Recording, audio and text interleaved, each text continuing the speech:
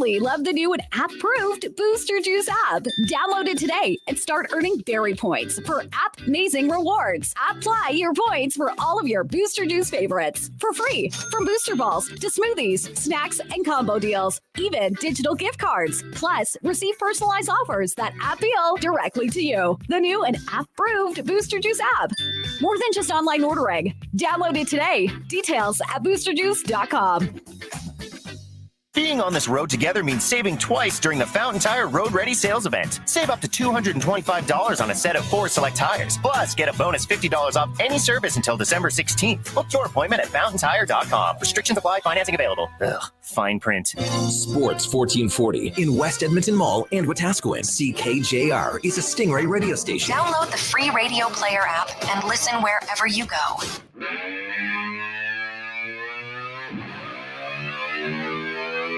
Sports radio is back. McDavid trying to come in with speed. Here he comes. McDavid shoots. Top shelf. He scores. The Oilers captain with the overtime winner. The Jason Gregor Show on Sports 1440. Jackson can't find anyone. Looking to take off the run. Bounces away. Still surveying. Still alive, throwing it, end zone, caught for a touchdown, Nelson Aguilar. Presented by PlayAlberta.ca, Alberta's only regulated online gambling website. The Knights get it 1-1. It's thrown on the line, left field and gone. Goalie Garcia makes his statement, and the Rangers have their sights set on Game 7.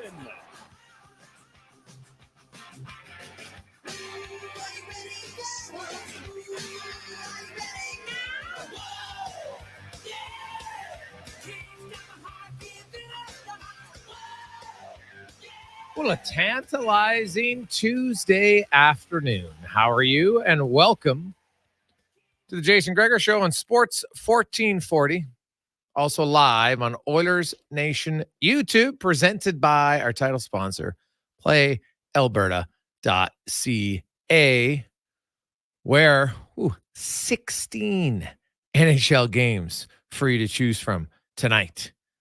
A lot of options. Also, another Game 7. Woo-hoo! The Rangers spanked the Astros. I shouldn't take that much joy out of a team losing, but I did. I don't really cheer for the Rangers. I was just cheering against Houston, and it was great to see. Tonight, Arizona, Philly. You know what? I actually hope both teams win. You know what? I like both stories. So we'll see what happens. I probably lean towards Philly winning tonight, but in Game 7, you never know, baby. You never know what's going to happen. And what's going to happen in 16 NHL games? Who knows? Lots of odds, lots of games to play. Check it out, PlayAlberta.ca, where also today, Lotto Max 32 schmil. Woo! Mix one of those tickets in. Be a nice little win for you, wouldn't it?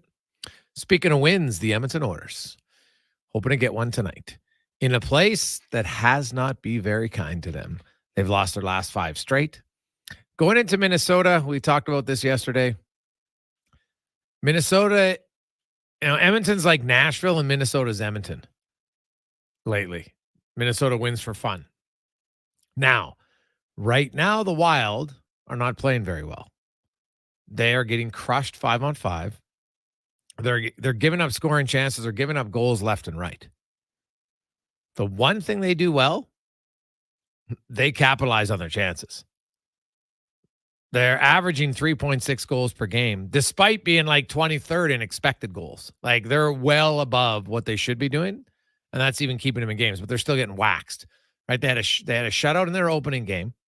Since then, they've given up 7 to the Leafs, 7 to the Kings. They beat Montreal 5-2. And then they gave up 5 goals and 54 shots to Columbus. Now, look at the Columbus lineup.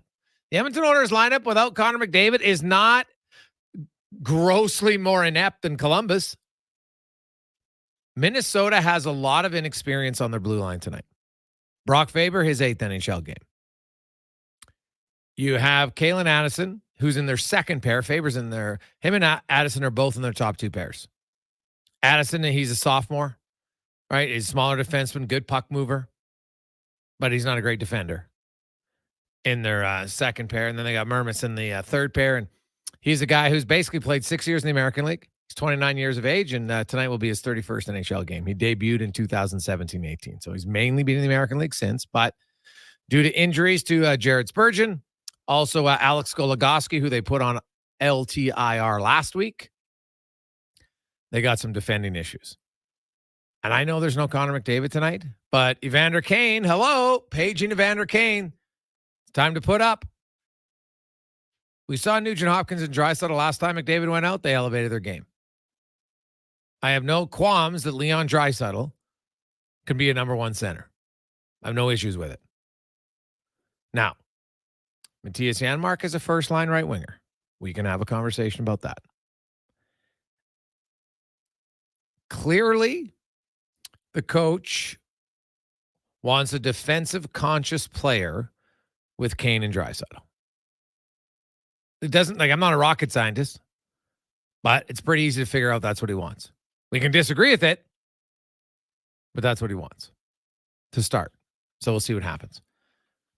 Fogle and Hyman will be on the second line with Ryan Nugent-Hopkins. Ryan McLeod, Connor Brown, Dylan Holloway. Now, if you're looking for monikers for a line, the donut line, it's probably not a great endearing one, but that's what they are.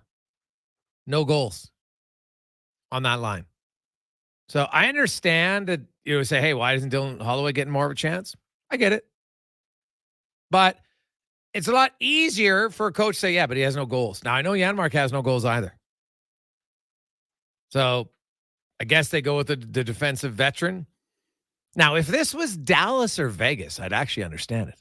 Because when Yanmar plays Dallas or Vegas, he's a top-line, top-6 scorer.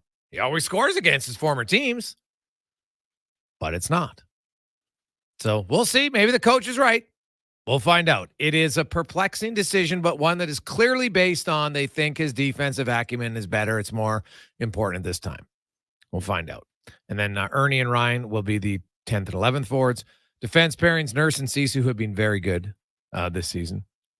Very good. You can read the Oilers Nation article today to outline why that pair. And oh, by the way, because I know usually if Nurse has anything positive, people are like, yeah, but he plays with McDavid. We'll go see Nurse's numbers without McDavid and then go see McDavid's numbers without Nurse. You might be surprised at who has done way better away from the other one. And keep in mind, McDavid and Draisaitl have played in the same line lots of times. So don't say it's because he's playing with Draisaitl the rest. No. Nurse has only played 1/3 of his minutes with McDavid. Played 2/3 away from him. Bouchard, Ekholm can both play better. Ekholm, I have to assume, is slowly picking up the pace after, playing a little bit of catch-up. Then Kulak will be with Broberg and Desharnais, and then obviously sometimes Broberg and Desharnais as well will be a pair. Jack Campbell will get the start in goal up against Philip Gustafsson, who started the season great, and actually he's played well in lots of other games. He had a 44-41 save shutout. He had an over 900 save percentage when you give up 5 goals. Why? Because he faced 54 shots. So he hasn't really been the problem in Minnesota. But Edmonton is hoping that Minnesota's defense can be the solution to them scoring a few more goals. Because they got a lot of guys who need to buck up offensively. I get their defense. And the funny thing is, look at the game against Winnipeg. The Oilers outshot them 32-14, 5-on-5. They outscored them 5-on-5. Gave up a power play goal. Gave up a shorthanded goal. And then a 3-on-3 goal. So last game, I thought the Oilers, pretty good 5-on-5. So you go into Minnesota. Kaprizov, their most dangerous player. He's off to a slow start. Struggling 5-on-5. Why? Because they're spending too much time in the defensive zone. If you look at Kaprizov, and it is one of the great new tools that they have at the NHL Edge site. He's been in the defensive zone almost the same amount of time as he has been in the offensive zone. And for offensive zone players, guess what? That's not going to work. 42% in the offensive zone, 40% in the defensive zone. Compare that to a guy like Draisaitl, who's 48% in the offensive zone, 35% in the defensive zone. That's what you want from your top guys. And that's usually why they're going to be more productive. Because not only are they in the offensive zone, they create chances when they're offensive zone. And the Edmonton Oilers as a team are number 1 in the NHL in offensive zone possession time. Number 1. They're number 9 in inner slot shots. They're actually getting chances. They're simply not scoring. So they need some guys to bear down. The other thing I think Edmonton needs, get a little bit more traffic in front. They have 2 goals from mid or long range this year. 2. Minnesota has 9. And look at the goals Edmonton's given up. How many goals has the other team scored with shots from the point? Or guy walking in 5 feet inside the blue line, 10 feet inside the blue line? Quite a few, right? Vancouver had 2 in the first game. They had another one in their other game. Bodies in front. Goaltender can't see it. Edmonton, it's a simple thing. It's something you are taught from a young age. Go to the net, stay there. Oilers get some shots through. And here's the thing. Look at the order. Darnell Nurse has 14 shots on net. He's only missed twice. Evan Bouchard, him and Nurse are they're hitting their. Now, I wasn't include shots that were blocked, but I haven't seen a lot of shots blocked by either one of them. Those 2 guys are getting their shots through. Get somebody in front of the net. That's on the forwards. You got to pay the price. You got to be willing to get there. Because Bouchard and Nurse, who obviously are in separate pairs, they play a lot. They've been very accurate. When they shoot, it's getting on net. And that's when chaos can happen. So forwards, buck up a little bit, pay the price, get in front of the net. So you can get involved in the show. You can text us 833-401-1440 in our Jiffy Lube inbox. You look outside. You don't even want to think it, but it's true. There's no point fighting it. Don't pretend it's not happening. Be wise. Think about it. Because it's wise to winterize right now at Jiffy Lube. You can give me your thoughts on the lines.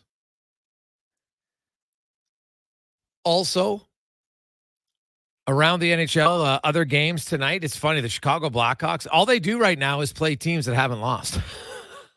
Man, they got a pretty tough sked. So they're taking on they just lost to Vegas, who's undefeated. Now they take on the Bruins tonight, who's undefeated. And then their next game, Vegas again. So tough little run for Connor Bedard. I guess they really wanted to give him the welcome mat to the NHL. Let's give you the most difficult possible schedule to start the season. And that's what's happening. Toronto and Washington are the first of 16 games tonight. So if you've planned it, and now we can have the conversation. I love this idea. And I reached out to some NHL people and I'm saying, okay, I like the idea, but my question is why on a Tuesday? So I try to rationalize and say, okay, so why would they do this on a Tuesday? So, and keep in mind, today's the tip off of the NBA. So, and they're only playing 2 games. So after tonight, the NBA has lots of games. ESPN has lots of them on TV. So is that part of it? But why not wait until college football season is over? Because I know they have big contracts in the States for college football on Saturdays. Why not wait till it's over and have a Saturday hockey frenzy? We've had Hockey Day in Canada, which was only ever 3 games, right? Because there were 6 teams, 7 then. So you can only ever play 3 teams. I know that sometimes Canadian other team played an American team, not the same. So why not have this on a Saturday? You can start the games at noon Eastern. Hey, you don't have to go every 15 minutes. You could definitely space them out a little bit more. Right? Every half hour. You get your 16 games in. The late game would start at 8 o'clock Mountain Time, 7 o'clock Pacific Time, and you'd have more than enough time. And I think you do it in January, where the odds of it being a tad chilly in Edmonton or Calgary or Winnipeg or Detroit or Toronto, name the place. There's a lot of places a little chillier in January. Heck, even the hot spots are chillier in January. So I like the idea. The date, a little bit of a head scratcher to me. Don't like the 9 o'clock Mountain Time start for Vegas? Well, but that's 8 o'clock local. So Edmonton fans are like, we've got a lot of 8 o'clock local starts, right? So I don't worry about the late game because it's going to be impossible not to. You do it, it's 8 o'clock 7 o'clock Pacific time. on a Saturday at best anyway. So that part I don't mind. To do it on a Tuesday, I think you're limiting your audience is all I'm saying. Now, maybe I'm wrong, but that's what I think. I think on a Saturday, you have a better chance to lock people in. And you know what? You don't want to have as many games going on. Like, it'll be cool. I guess, it's kind of like you have your own red zone for ESPN, right? They're just going to go from game to game, and that's exciting. And I think people will get into it because that's why I've said this for years. The reason NFL is so exciting for people, because a lot of the games suck if you actually look at the individual game in the NFL. But because you're watching a game that's terrible, but then you're getting highlights of all the scores in the other games ongoing, oh, geez, there's lots happening. Right? It tricks you. So, you know what? It'll be like goals all the time. So that part will be good. But I do wonder how much better it could be potentially on a Saturday.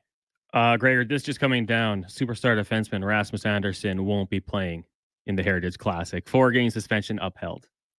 Superstar defenseman? I think that was dropped earlier today on the station. Star player Rasmus Andersson. Hey, he's a good player. He's probably their best defenseman. But he's the biggest pretender, right? In my opinion, he's the biggest pretender in the NHL. Could call him Pre-Anderson. That's what we could call him. Rasmus Pre-Anderson. Because to me, he's one of the biggest pretenders in the league. So there you go. And you know what? That's a smart decision. That's, hey, I get the system. I understand that they want to appeal it, but there was no reason for that not to be upheld. So he'll be out 4 games, and away they go.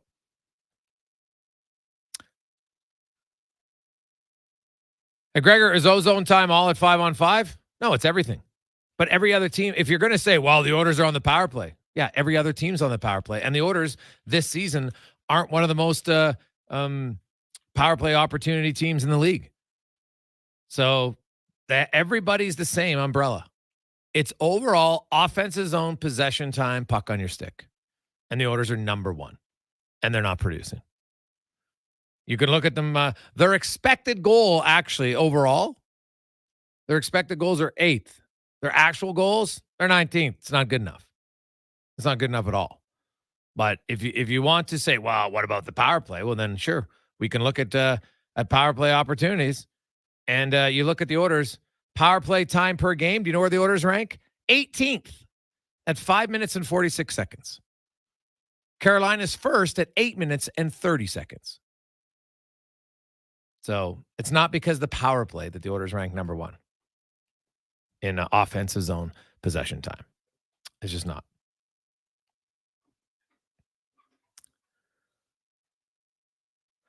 Hey, guys, if you look at Holloway's draft class, there are numerous players taken above him and below him playing on good teams that have been given way more of an opportunity. The Oilers in dire need of young guys and cheap contracts to make an impact. By not playing them, they're delaying finding out. Why the other slow playing guys so much? Bouchard should have been up a year earlier. Broberg, Holloway, all prospects dying on the vine. Not going to use them. At least be like Vegas and trade them before they lose value. I really don't think Bouchard was a very rare situation. Then he would have been in the minors if it wasn't for COVID and they couldn't send him down. So I don't really put Bouchard in that category. Broberg, he was here last year. Now, if you want to say that they should have played him more, where? Right? Where? So I don't think he was ready last year. Holloway, yeah, this season, now it's 5 games. Last year, Holloway was in the minors. Everybody develops at different times. Other teams, you know what? Mercer's worked out really well for New Jersey. Awesome for him. It's not always the case. So Holloway, I think I've seen big improvements in his game, and we're going to talk to him today. And over 5 games, would I like to see a few more minutes from him? Yes. I've already seen him on the penalty kill, which he didn't use last year. So there's an increase for him. And after 40 games, I'll be curious to see what the minutes per game are for Dylan Holloway. I can understand the frustration when you see a Matthias Yanmar get an opportunity ahead of him. And to me, that'll be a main question when I ask Jay Woodcroft. So just explain to us what's the reason behind the decision. That's all. I don't have to agree with it. I just want to know what it is. So when we see the coach next, we'll be asking him. Take a quick break. We will return. The Jason Gregor Show on Sports 1440. Hey, baby, guess something you haven't seen in person since 2005. You'll have a chance to do it in a few weeks. We'll tell you what it is next The Gregor Show on Sports 1440 live on Oilers Nation YouTube. You know, I got into reffing for the excitement. He's going for the chair. Turns out wrestling is completely scripted. But you know what's exciting and unscripted? PlayAlberta.ca. With an all-new sportsbook, odds boosts, and betting on any game. PlayAlberta.ca. Go all in on excitement. Sign up today with promo code SPORTS50 and get a $50 free bet. Official gaming partner of the Edmonton Oilers. Remember, if you gamble, use your game sense. Being on this road together means saving twice during the Fountain Tire Road Ready sales event. Save up to $225 on a set of 4 select tires. Plus, get a bonus $50 off any service until December 16th. Book your appointment at fountaintire.com. Restrictions apply. Financing available. Ugh, fine print. Hey world, get ready to believe. At Oodle Noodle, we serve up world-class, worldwide flavors in our sweet, saucy, and fiery noodles. We believe in the power of nudes. We've got everything from saucy mac and cheese to sizzling pad thai to so many other unbelievable dishes sure to make you a noodle convert for life. You've got to taste them to believe it. Don't be a skeptic. The proof is in the noodles. Check us out at oodlenoodle.ca. Oodle Noodle.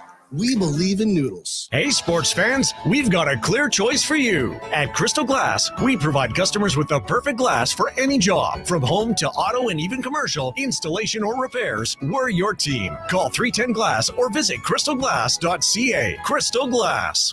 At The Brick, we're not just proud of this city and its rich sports history. We're proud partners of it. The Brick started right here in Edmonton over 50 years ago. And when we're not cheering on the Oilers and Oil Kings live at the game, or the Edmonton Elks under the bright stadium lights, we're in our stores, providing everything you need to cheer them on in your home. The Brick, supporting Edmonton sports teams and fans since 1971, saving you more. Excavators, loaders, lifts, compaction equipment, and more. Find the XCMG construction equipment you need. Available for rental or sale at Japa Machinery Group. Japa, helping build Alberta from the ground up for 50 years. Visit japamachinery.com. Hi, I'm Colin from Cantork. The call letters and studio have changed, yet Edmonton's passion for sports endures. Cantork proudly continues our partnership with Jason Gregor and is eager to get back in the game on Sports 1440. The Canadian Boo House is back with its frightfully delightful with fun foolery and the finest Halloween hijinks. Boo House GCs to be won. $100, $250, even $500 as we ignite your fright night with shot specials of Jack Daniels and $1.50 off tankards of Blue Moon. Plus, freakishly delicious newfangled Frankendangle, only $5.99 all night long. The Boo Crew awaits you at your favorite haunt, the Canadian Brew House. Full-service provider of heavy haul transportation and rigging at the highest level. Next Gen Transportation. We're developing new and innovative ways to transport oversized and overweight equipment to remote and challenging locations. Our Next Gen team leads with a wealth of experience and expertise. But most importantly, we put safety first, so everyone gets home safely. We also take great pride in supporting our local community programs and teams. Good luck to everyone this season and in the year ahead. Visit nextgentransportation.com. Portions of this hour brought to you by On the Rocks Kitchen and Drink. There's something going on every day at OTR. On Monday, Bingo Tune. Today, Taco Tuesday. Karaoke on Wednesday, Salsa Night Thursday, and live music every weekend on the OTR stage with DJ Kenny K, On the Rocks, Jasper Ave, and 118th. Pro sports, local sports, minor leagues, you got it all. It's the Jason Gregor Show on Sports 1440. Presented by PlayAlberta.ca, Alberta's only regulated online gambling website.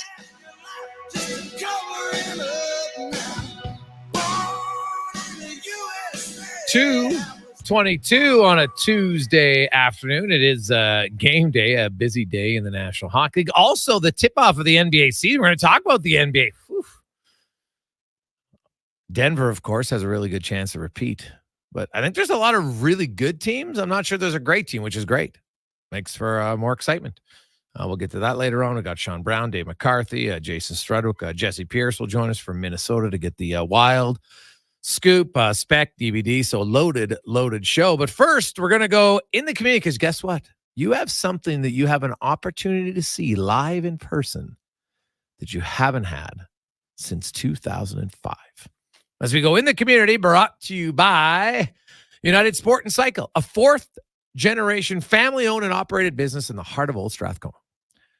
United's been supporting hockey and their community for over 95 years. United Sport and Cycle. And we are joined by the head coach of the University of Alberta Golden Bears football program. They are 6-1. They have clinched home field advantage. They're going to have a playoff game at home, not this coming weekend because that wraps up the regular season against UBC, the only team that's beat them. And then the following weekend, they will be at home with a playoff game. Coach, welcome back to the show. How you doing? I'm doing great. How about you? Oh, I'm pretty good, Chris. I've been watching your team with interest this year, and very dominant team. You guys have played very well, and I know there's no such thing as a perfect season by any stretch from a coach's standpoint. But what has stood out to you as a guy who's seen this development and seen your program? What's impressed you most about your team's 6-1 record thus far?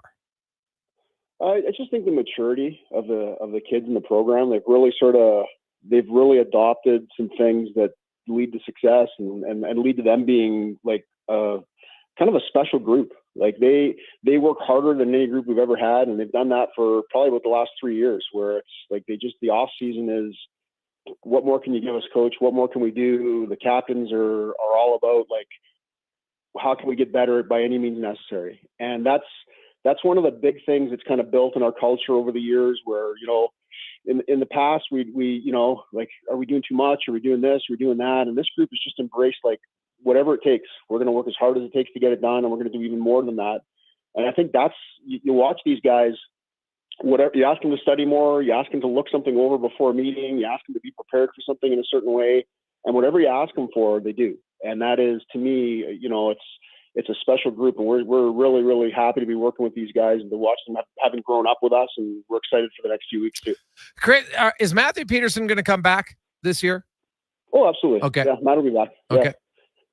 The only reason I ask, hey, you lose him, but then, you got to have depth across the board, and he goes out, and then Oshanubi comes in, and all he does is rush for 192 yards on 15 carries. Now, being a former O-lineman, I think it's fair to say when your team's rushing that consistently well, your O-line's doing something up front. Yeah, we have a good group up front. Like, we have some veteran guys in there. Like, Daniel Shin was an All-Canadian last year. Nolan O'Donovan is a left guard for us. He's just really in his second year starting. But he's been with us for a few years, and he got a little bit nicked up last year, but he's a tremendous player. Cody Newman at tackle, Carter Stewart, our other tackle, and we have a young kid from Grand Prairie named Matt Udine, who is just, I'm not, like, we have a kid in the NFL right now. Like, Matt might be the best first-year guy I've ever seen. So it's a really, really good group up front. Now, Matthew Peterson and Opie, they're both special running backs too, but we're blessed that we have some really good athletes playing offensive line for us as well. What makes him so good as a first year? Yeah, his balance. I remember watching him. Like, we do outreach camps, and I remember watching him when he was like 13 years old, and talking to his parents about, man, they're like, he has the best balance I've ever seen. Like, he's like that alien thing that attaches to your face in those movies, and you can't get it off you. And that's kind of mad. He's just such a good athlete. He gets onto people, and they just can't seem to get away from him. He's got a lot of gifts. He's a little short, but like for a 6 foot tall lineman, like, honestly, if he was 6'3", he'd be playing somewhere in the NFL, or not in the NFL, in the NCAA right now in a Div 1 program. But we're very, very fortunate to have him. Chris Morris joins us, head coach of the U of A Bears football program. They wrap up the regular season against UBC. Chris, the only team that beat you this season, they beat you 54-37. When you go back and look at that game, what didn't you like about that performance? Obviously, if you give up 54, that's Captain Obvious. But what happened in that game? They executed at such a high level, their offense just did everything right. Like, I think we only punted 3 times in that game, but we didn't execute at a high enough level on offense to stay with them and to have a chance to win the game right at the end. Okay. So for me, it was about, like, sometimes people are going to score lots of points on you. If you have the ability to keep moving the ball and keep doing things and stay on schedule on offense, you're going to stay in those games. So there's a couple things. Obviously, getting that many points scored on us is never ideal, but we have the ability to keep up with people and to score with them. And we just short-circuited it a few times. And it only takes a couple times when you're playing against an elite team like that. And that, to me, was what was disappointing with that last game. And I think we're going to be vastly improved when we play them this Saturday, and we're excited for it. Is that kind of the ideal matchup for your team? You know what? We've clinched and everything, and that's great. And then maybe you take your foot off the gas, but the guy's like, no, this is the only team that's beat us. Is this, from a coaching perspective, is this kind of like the ideal opponent heading into the postseason? Yeah, it's funny because like everybody's good, right, in Canada West. So you're like all these teams, like there are a couple of teams that had injuries at the beginning of the year and they struggled a little bit. Regina's a little bit young this year, so they're a little behind everybody. But everyone else, Jason, everyone else can win on any given day. So it's like it's funny. Like you think, okay, maybe you're taking things for granted. But I'm telling you, man, everyone in our locker room understands the nature of the beast here, and that's like if we don't play really well, we're not just going to get beat. We're going to get beat good. And it's the nature of our conference. It's unique in the country in that there are no really weak sisters. So like to take the gas off in any game in this conference, you're just going to get beat, and it's just non-negotiable. That's just what's going to happen. So I think we're past that, but I just think I think getting to play the team that's beat us in the last regular season game is good, just because it gives us a chance to see where we are compared to where we were last time we played. And it also could mean home field advantage in the final, right? Because if UBC beats you, you're both 6-2, then they'd win the tiebreaker. Absolutely. Yeah. So it is for first place. It's a first place game. And, we talked about this a few weeks ago. It was like, we want to win out. Like, we don't want to lose again. And like, that's our mentality going into this game. That's been our mentality going into the last 3 games. We want to see how far we can go with this. We know we have a special group. The kids know it's a special group. The coaches know it's a special group. And we want to do everything we possibly can to be prepared to be in the best possible position to win every game going forward. You've shown in your games against the Huskies, Chris, that you can lock it down defensively and limit the opposition to 20 points, right? Some of the other games being high scoring a little bit, specifically the UBC game. But overall, we know when it gets into November that sometimes the style in football changes a bit. Are you confident that your team can grind it out in the trenches on both sides of the ball come playoff time? Yeah, we're very good on the lines of scrimmage on both sides of the ball. Like our offensive line, I think, is the best in the country. Like I have a lot of time and respect for the young men we have in that unit and their athleticism and the way they play. I think they're as good as you get. Now UBC is very, very good as well. Like, they have a very good offensive line too. Our defensive line is talented and physical, and our interior guys are as good as anybody you can get in the country, and our ends are young guys who are playing really well as well. So I think we're built right for close games. I think we've won a bunch of close games this year. We're built right, especially for the run, to run the ball and to stop the run. So as you know, as it gets to closer and closer to -20, which is going to happen over the next few weeks, those are good attributes to have built in your football team. So I think we're sitting in a good spot with those things. But again, it comes down to, you could have all the best guys in the world on Saturday afternoon. You got to do certain things a certain way in order to compete. We have to make sure we take care of that. Chris, I want to ask you talked earlier about how, this group just works really hard, maybe the hardest working group you've had, and it doesn't necessarily mean that you've changed your messaging. It's just, this is a group of guys who are super hungry. And a lot of times that comes down to culture a little bit. There's personalities in the room. And I think you've experienced that probably if you were honest about your time in the green and gold, you probably knew some years when you had a better chance just based on the overall culture. And then obviously you need some health for your team. But when you look at it now, you've been at this level for a long time. You're in the CFL for almost 2 decades as well beforehand. Are you like, now that you kind of are really experienced as a coach, what have you learned maybe more in the last few years that you didn't maybe know prior as a coach? Well, what I'll tell you is I knew very little when I first took over here. Like I was a high school principal. I played a lot of football and I knew what good football looked like. But when I took over this program, they didn't hire me because I had a bunch of experience as a coach. Like I coached at high school, right? So I had to learn the recruiting. I had to learn the off season. I had to learn how to structure practices. I had to learn a lot when I got here. And we had obvious issues as far as talent and everything else, but no one's learned more over the last 10 years than I have. And no one's tried to get better and improve and had longer to go really than myself personally. So if I look at the last 5 years and I say, okay, we made the playoffs for that first time in my 5th year. And that allowed us, Jason, to start recruiting top kids. And luckily for me is like, that was the point where I knew where they were and how to find them and how to access them and how to, we had enough money at that point to actually recruit and get scholarships. And okay. To answer your question, it's been a growing process for me as a person, as a coach through this whole experience. And you look at, this is not an easy job when you look at youth sports head coach, because you're you have to fundraise. Like, we have to fundraise more than half our budget every year. We have to staff. I have to get guys that want to come coach for Jason and not really get paid too much, and then I have to find the money to hire the guys that we do pay. And then you have all the kids that you have to figure out, okay, how are we going to support them academically, and what are we going to do, and what tools do we have to make sure that's successful? And there's just a million things that you have to learn and be good at to be a coach. And I wasn't very good at them when I started here 10 years ago. And I've improved. I think I've worked hard at it. And I think one of the reasons they hired me is because, they knew that I would. They knew that I'd work, and they probably knew that I didn't know what I was doing when I got there. Even though I probably gave them the impression that I really did, but they knew that I'd keep working at it. And one of the things that I think is important in anybody, you don't quit. You just keep working and working and working, and eventually things will come out for you. And I think that's kind of what's happened with us as a program. We just kept working, no matter what other people said, no matter what other people thought about us as a group. And that's why I'm so proud of those young men in that locker room. They just kept grinding and just kept believing. And now we are where we want to be. And now we just got to sort of keep showing people and keep performing. Chris Morris joins us, head coach of the U of A Golden Bears. Your defensive coordinator is AJ Gass. Your offensive coordinator is Rick Walters. Guys you played with, ultra competitive guys in different ways. How competitive is it in the coaching room when it's O versus D on the field?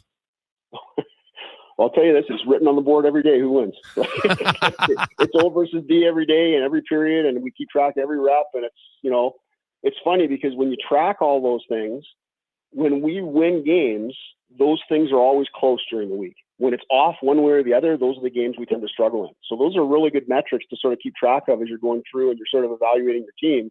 But yeah, there's not really, and all of our guys are very, very competitive guys, but Rick and AJ for sure, they want to win on a daily basis. Well, Chris, congratulations. You know what? Hopefully you finish the season the way you want with the victory against UBC. Then you'd have a home field advantage through the Canada West playoffs. Either way, though, a first home playoff game since 2005. It's big for the program. I got to think it's going to help recruiting even better. So continued success, and looking forward to the game on Saturday. Thanks, man. I appreciate you having me on.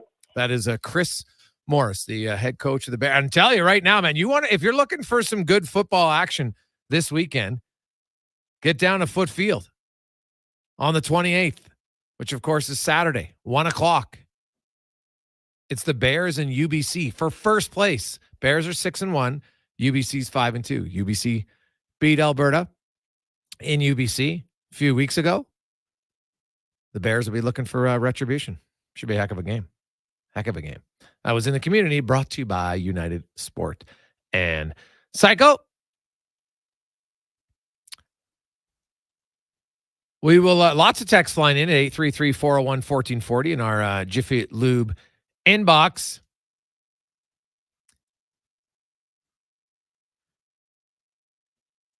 Hey, Gregor, did you guys see the article that was released today in The Athletic where they asked some players what they thought about their player tiers article that released prior to the season? One anonymous player said, Ekholm before Rasmus Andersson? Come on. My money is that Rasmus Andersson was referring to himself in the third person. Eric. I would guess it might be a teammate of his. And hey, make no mistake, Rasmus Andersson's a good player. If we're just talking on ability, Rasmus Andersson's a very good player.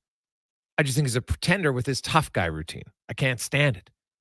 Talks tough, acts tough, cheap shot artist, doesn't back it up. But as a player, he's a good player. I'd have no issues if he was on my team. He can play. And I like guys that stir the pot, but just at some point back it up. That's all. Hey, guys, you think the Oilers would have any interest in Robertson from Toronto? Seems like a modern-day Ray Whitney or Marty St. Louis. That one comes from the Hammer. Interesting question. I don't think Toronto has a huge rush in wanting to get rid of him right now. Right? They look at their top six and they're like, hey, you know what? It's all right. He's in the minors a little bit due to cap situation. Right? They don't necessarily want to play him in a fourth line role. He doesn't kill penalties. So he's not gonna get a lot of ice time there. And I also think that they're kind of seeing where he's at. A few years ago, he looked good, right? Came in as a young guy, was very good. But, injuries last year kind of derailed his season, right? So what is he, 22? He's still a super young guy. But he only played a total of what? I want to say like 15 games in the NHL and maybe 10. I'll look it up. I don't even think he played that many in the minors. So I think it's a lot of, hey, just, let this guy get healthy. He hasn't played a lot of hockey games. Like, I think I don't even think he's played 100 pro games. I remember looking it up. Like, he's had some injuries, and then there was the COVID season and stuff. Like, I know he's only played like 30 in the NHL, and I'll look it up at the break, but I want to say he's only played like 60 or 50 in the American League. Like, this is not a guy that's been 3 full seasons of tons of games played. Right. So I don't know if Toronto's just ready to get rid of him just yet. I know he's starting in the minors, off to a good start. I think he had I think he had 6 points in 4 games or something like that. So it's good. You want guys to over ripen in the minors. Nothing wrong with that. But he's got to be someone that plays in their top 9. And they don't necessarily have a lot of room there. One injury, I could see him being called up. I'll say that. Quick break. We'll return. We got more on the Oilers. We're in Minnesota to take on the Wild. 16 games in the National Hockey League tonight. Also, the champs are back. The NHL champs are off to a very good start. Will we see the same from the other champs? We'll find out next on the Gregor Show, presented by PlayAlberta.ca. At The Brick, we're not just proud of this city and its rich sports history. We're proud partners of it. The Brick started right here in Edmonton over 50 years ago. And when we're not cheering on the Oilers and Oil Kings live at the game, or the Edmonton Elks under the bright stadium lights, we're in our stores, providing everything you need to cheer them on in your home. The Brick, supporting Edmonton sports teams and fans since 1971, saving you more. Some things just work together. Sticks and pucks, cleats and AstroTurf. Your love for the game and Papa John's passion for better ingredients, better pizza. Nothing pairs with the game like Papa John's. Crafted with signature sauce, toppings, and original fresh dough. They're the champion of pizza. And now you're the champion of winning deals. Just order at papajohns.ca. Use promo code SPORTS20 and score 20% off any regular menu price order. Better ingredients, better pizza. Papa John's. That's SPORTS20. Building or renovating, you want to work with someone who sees and understands your vision. BIE Engineering is a family-owned, experienced structural engineering consulting firm serving commercial and residential clients in Edmonton and surrounding area. Homeowner or large company, they'll work with you to help see your ideas through. BIE Engineering can help prevent problems, deliver solutions, and minimize your risk. BIE Engineering. Request a quote for your project today. Visit BIEENG.com. A full-service provider of heavy haul transportation and rigging at the highest level. Next Gen Transportation.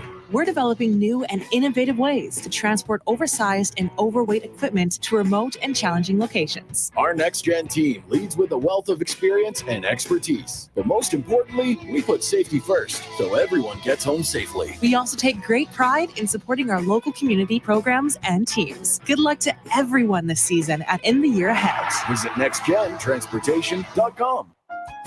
With sport and group events returning, are you looking for safe and professional travel options? Look no further than Silent Rides, one of Alberta's premier bus charter companies. Whether your group is big or small, Silent Rides has you covered. We offer state-of-the-art motor coaches, first-class service, and affordable rates. Get your quote today. For more information, contact Ted Nakamura at 780-940-0880 or visit silentrides.ca. Hey world, get ready to believe. At Oodle Noodle, we serve up world-class, worldwide flavors in our sweet, saucy, and fiery noodles. We believe in the power of nudes. We've got everything from saucy mac and cheese to sizzling pad thai to so many other unbelievable dishes sure to make you a noodle convert for life. You've got to taste them to believe it. Don't be a skeptic. The proof is in the noodles. Check us out at oodlenoodle.ca. Oodle Noodle. We believe in noodles. The job isn't done until the last load is hauled, and having a semi-trailer out of commission is not an option.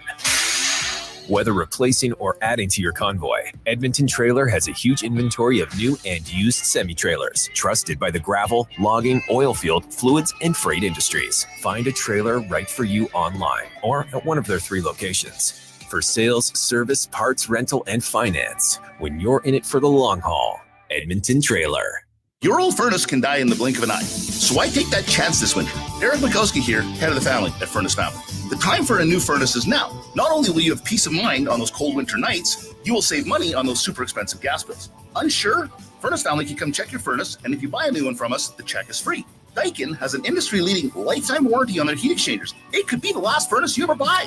Visit furnacefamily.com. Jingle time. Done right, day or night, furnacefamily.com. Noah for Medicine Hat writes, Dear Canadian Tire, it's time for upgrades around the house and some upgrades in my toolbox. Any recos? The right tools make all the difference. Cliche, I know, but I once tried to hang curtains without a stud finder. Swiss cheese walls. That's why Canadian Tire carries a wide selection of the tools you need, from brands like Mastercraft, Maximum, DeWalt, Bosch, and Stanley. Get everything you need for fall home maintenance at Canada's store. Visit CanadianTire.ca or the flyer for our top deals this week. Portions of this hour brought to you by Cantork. They've continued developing tools and are excited to announce their newest design, battery-powered nut runners. 4 models from 500 to 3,000 foot-pounds with more on the way. Learn more at cantork.com.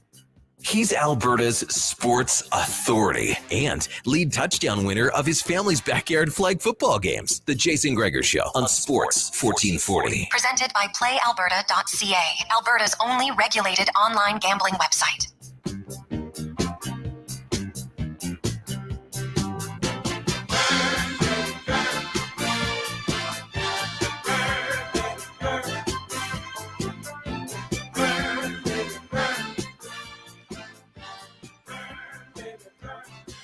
$2:45. How are you?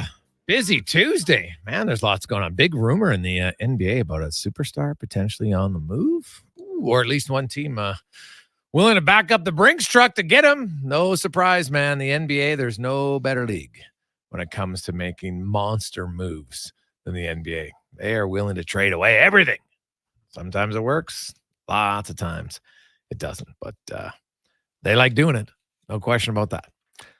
And let's get to our NBA report now, brought to you by Legacy Heating and Cooling, home of the no payments, no interest for 1 year on your furnace. It's chilly outside. Get in now. Get a new furnace, no payments for a year at legacyheating.ca. And remind you, coming up in the 4 o'clock hour from Legacy, day 2 of Help Your Neighbor, where you could qualify. You're going to gift someone a brand new high-efficiency furnace from Legacy. Pretty cool. We welcome in former professional player and coach, basketball analyst Paul Sir joins us once again as the NBA will tip off tonight. 2 games, and then they get things going later on. Paul, nothing like the NBA to have a rumor. I want to start with it because it's a fairly big one from Keith Pompey out of Philadelphia. Well, basically he reports on the Sixers, but the Knicks are willing to offer a package that includes 3 of Julius Randle, RJ Barrett, Evan Fournier, and Mitchell Robinson, plus picks in exchange for Joel Embiid. Would this be a good move for the Knicks? Wow. When you were in your opening remarks, Jason, did you ever hit it on the head? What other league even thinks of this stuff? You know what I mean? It's like, we talk about rolling the dice. Wow. When I hear it out loud, it's incredible. Would it be a good move for the Knicks? I don't know. Like Embiid is like, here's why I wouldn't do it. What has Embiid won so far? Nothing. Is that his fault? No. Was he MVP last year? Yes. Is he a super talented player? Absolutely. Is he a cohesive locker room, team building guy, win at all cost guy? I don't think so. He's an interesting guy. That doesn't mean he's a great, dedicated competitor guy. Mm-hmm. So to me, I think that what the Knicks are giving up is not just their future, they're giving up their present and their future and rolling the dice. And I don't think this has any of the ingredients that the Raptors had. They won the NBA championship. I don't think they have enough pieces around him to build a championship team by taking that much of their talent away and displacing it and relying on Embiid to take them to the next level. And that it just seems like a lot. Yeah, here's my concern about Joel Embiid. Last year in the regular season, he averaged 33 points. In the playoffs, he averaged 23. The year before, he averaged 30 points in the regular season. He edged 23 in the postseason. Now, 3 years ago, he was 28 in both. So my concern about Embiid is he's never really elevated his play come playoff time. That's my concern. And if I was the 76ers, I actually think I would make this trade. If I get 3 of those guys, I would get some picks. I'd make that trade. In a heartbeat. Totally agree with you. You just summed it up. Similar to the James Harden case. Like, what has he done when the spotlight really goes on, the regular season ends, and every game matters? And the numbers you just shared and the records speak for themselves. So far, nothing. And what is the basis of your thinking in this new environment? That's going to change. If I'm the Knicks. Now, if I'm the Sixers, I'm thinking exactly like you just said. You're not just getting decent talent. You're getting really, really good talent. Randall, Barrett, these are good basketball players. Like, these are guys who can really, really play. And in terms of net result for this year, nobody even talks about Philadelphia being in the mix for the championship in the East. Everybody's, pointing, of course, towards Milwaukee and Boston. But Philadelphia's way down the list. So if it's the Sixers, couldn't agree with you more, Jason. Make the deal. The NBA tips off tonight. You have the defending champs, the team that they beat in the Western Conference Final, the LA Lakers, going at it. And then the later game has Golden State hosting Phoenix. And, arguably the 4 top teams in the West. I'm not sure there's a team that I would put ahead of those 4. Some might be in the mix, but those would probably be the top 4. The LA Lakers started out, I think it was November 10th or 12th. They were like 2-10, and people were like, oh, they're brutal. And then they actually played quite well after that. And then obviously made it all the way to the Western Conference Final. You look at, they've surrounded LeBron. They got the 2 big guys. My concern about the Lakers is, come crunch time, do they have enough shooters to win? Well, I think, you know what? I don't, shooting to me isn't the problem the Lakers have, Jason. I know what you mean. Do they have enough shooters to win? I don't know. LeBron's 39. He can't guard like he used to. The bigs are good. They've got a good supporting cast. Here's how I read the Lakers. They're good, and if they stay healthy, they're going to be a good team this year. But are they good enough to displace the Nuggets or the Suns in particular, and even the Warriors if they come together, and if Chris Paul is healthy for a good part of the season, which we know is, if you're a Vegas bettor, take those odds, that's not going to happen. But I just don't see how anybody, if the Nuggets and the Suns are healthy, it really doesn't matter what the Lakers have. They're not going to be good enough to beat those teams. Okay. That's just how I see them. LeBron can't carry them to the promised land. They have really good players around him, but I just think the Suns and the Nuggets are the class of the West and are going to be really hard to beat. Well, I want to ask you about the Suns because on paper, they look pretty good. But paper and then on the court are 2 very different things. What do you make of all the offseason trades there, and why are the Suns better in your eyes? I just think they're really talented, Jason, and that's a great question. On paper, on court, 2 different things. You also the biggest challenge for this Suns team, which by the way has 1 player, Devin Booker, left over from their year they got to the NBA Finals. 1 player. They have thrown every baby out with all the bathwater, and so I look at them. They've got a ton of talent, a ton of scoring ability. Will they be able to develop chemistry? And will they be able to exploit the strengths of so many good players with similar skill sets? Guys that can shoot the ball, guys that can put the ball on the floor, guys that can score in bunches. When you have a lot of the same guys doing the same thing, how do you find that chemistry? So Bradley Beal doesn't have to average 28 a game on this team. He has to average probably 16 and play good defense and be the release for Kevin Durant or Devin Booker. Booker doesn't have to average 25. He has to average 21. The key to me is Kevin Durant. Do they let this be Durant's team and let Kevin Durant dictate what happens on offense, or do they try to share the ball? I tend to think that they're going to make this Durant's team and build everything around him. And are they good enough then for that to be a championship mix? About the Raptors, what do you make of their offseason? New coaching staff has come in. Fred VanVleet is gone.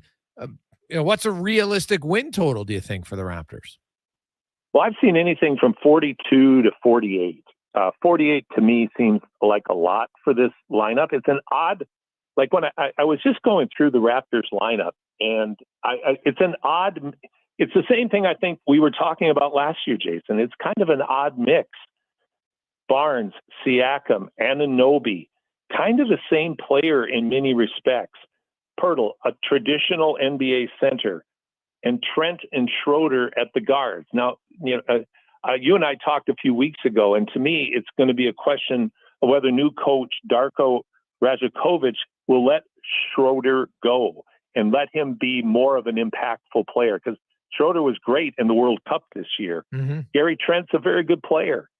But it's a weird mix. And then their bench, Grady Dick, he's kind of an unknown, but he could be a shooter that they desperately need. Boucher, Precious, again, guys like Barnes, Siakam, and Anunoby.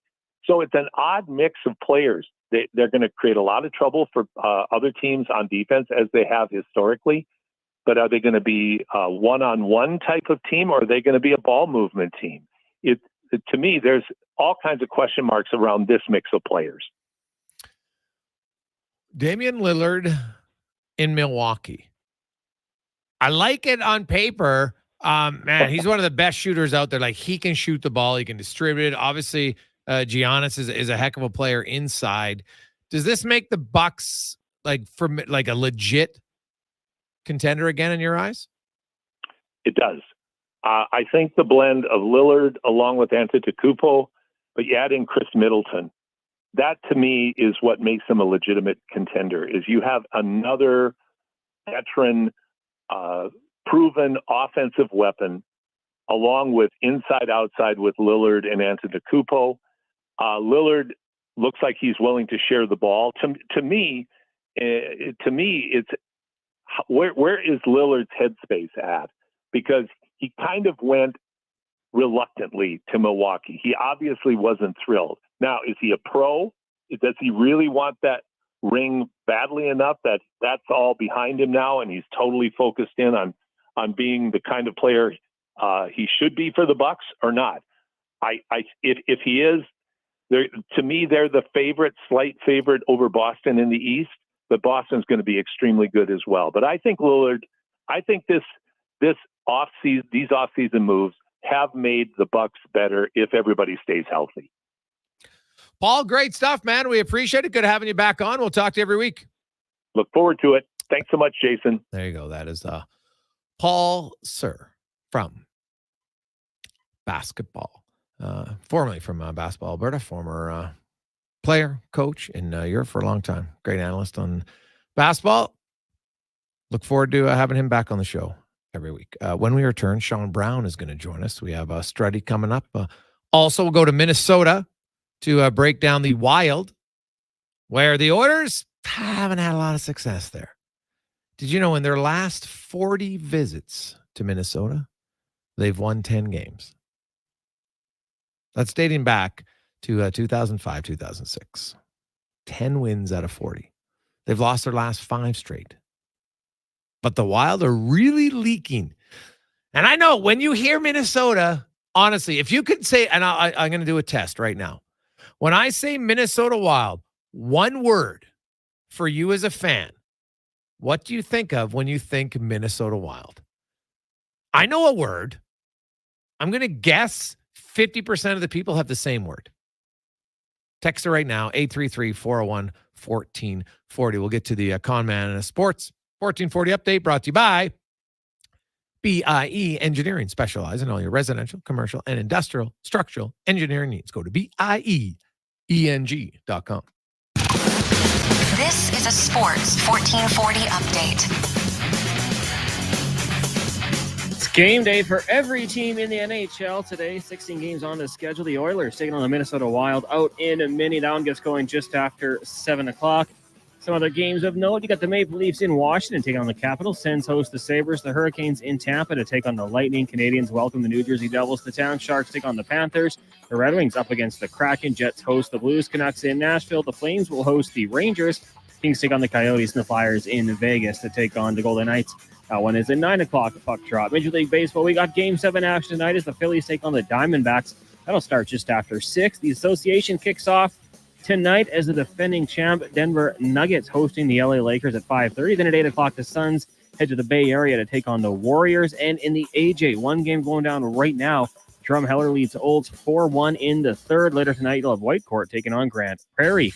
Coming up in hour 2 of the Jason Gregor Show, we'll be joined by our co-host, former NHLer Sean Brown, and Dave McCarthy of Sirius XM NHL. I'm Connor Halley. This has been a Sports 1440 update. This is Sports 1440, a Stingray radio station broadcasting on Treaty 6 territory. Download the free iHeartRadio app and listen to CKJR wherever you go.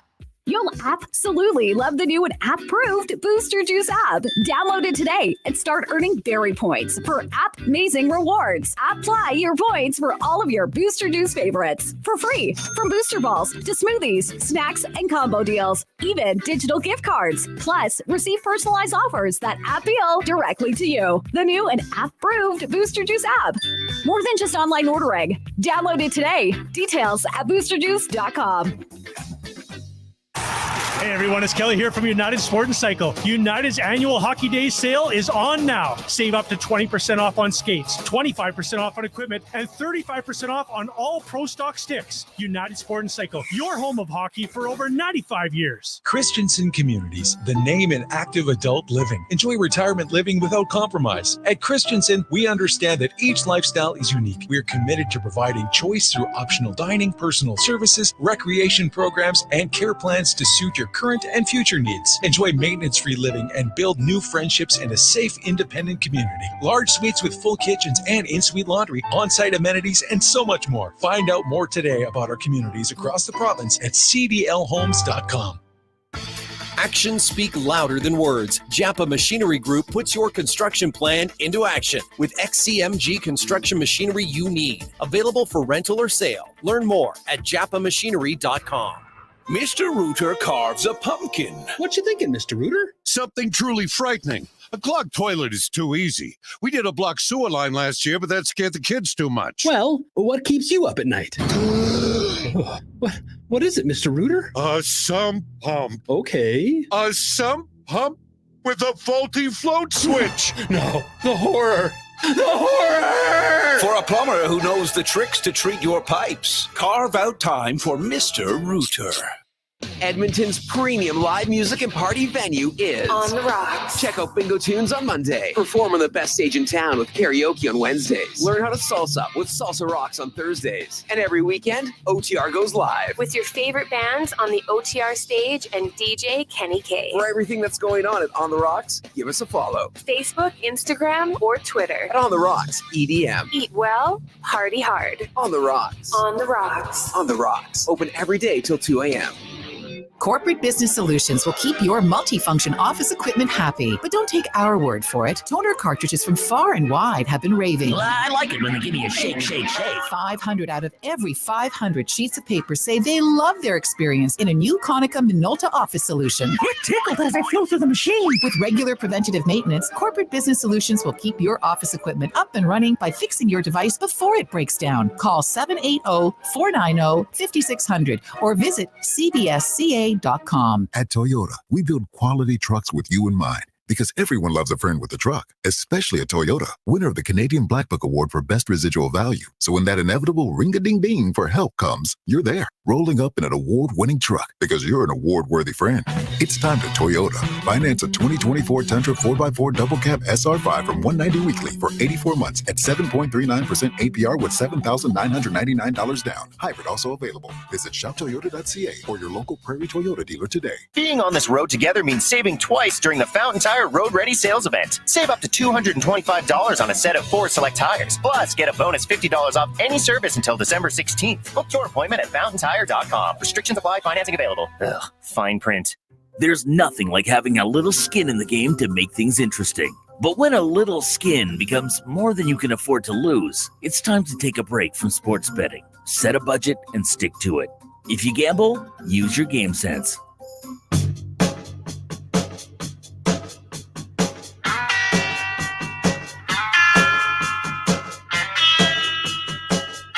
Portions of this hour brought to you by Papa John's. It's Terrific Tuesday. Get 40% off any regular priced pizza when you use the code word 40Tuesday at the start of your order at papajohns.ca. Sports Radio is back. The Jason Gregor Show on Sports 1440. Presented by PlayAlberta.ca, Alberta's only regulated online gambling website. It ain't me.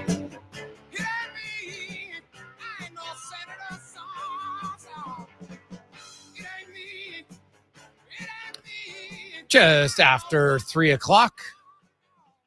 How are you? Jason Gregor, Connor Halley. It's the Gregor Show presented by PlayAlberta.ca, live on Sports 1440 and Oilers Nation YouTube, where, hey, on the YouTube, we asked the same question. People on the text line, I said one word to describe the Minnesota Wild. And Connor wrote down his word. And then I said, what's your word? And I told him mine. And then he gave me his. And his word, well, different, is very much the same. And looking at you on the text line, see, it's easy. Man, I should have went to PlayAlberta.ca because this one would be in Money in the Bank. Money in the Bank, one word to describe it and say, okay, how many people would write in the same answer? And if I would have said 80%, 85, I would have won easily because I had one word. And my word, Connor Halley, was boring. Your word was trap. Yeah. And the two words that we've got are boring or trap. Well, no, we got one that said defensive. But everybody else was boring. That was kind of Northside Lou. Yeah. To go with defensive. Yeah, Northside Lou. Always got to be one, eh? Northside Lou. North Enders, come on. But pretty much, hey, from Trent to Donut Man, Fraser, Cody, Big G, everybody else, it was trap or boring. Because that's what they are. And they're not that right now, though. They are leaking chances left and right. Tonight of all nights should not be the time where the Minnesota Wild shut down the Edmonton Oilers. I'm sorry. It shouldn't be. As we welcome to the program, first round selection, former NHLer, Sean Brown, our regular Tuesday co-host. Brownie, how you doing? Very good. Awesome. Yeah. Great to be back again. Weather's changed. It was timing's everything. I got everything done around the house. Oh, everything's winterized. Nice. You got your hoses in? Everything's in, ready to go. They watered your trees? Yeah. Yeah. There you go. Half of them fell down during that little bit of a windstorm. The old poplars don't hold up very well. Really? Yeah. Oh, geez. Now, when you think of the Wild, do you still think boring? I don't know if I think boring. I think they, I think who is the coach? Jacques Lemaire. All right. He's not there anymore. No. I think he kind of was associated with that type of New Jersey boring trap system. Yeah. Hey, if they play a boring game today for the Oilers' sake, maybe that will benefit them, hopefully. Well, honestly, I don't know. Like the Wild, I want the Wild. If you're an Oilers fan, you want the Wild to play exactly how they played their last 4 games, where they've given up 21 goals in 4 games. And, you hope to God that the Oilers can somehow outscore it. And because at some point, some of the guys like Evander Kane, it's got to score, right? Ryan McLeod, Dylan Holloway, Connor Brown, like somebody's got to get a goal here or there, right? Like it's ridiculous that, last game, hey, Bouchard and Nurse got on the scoreboard. Great.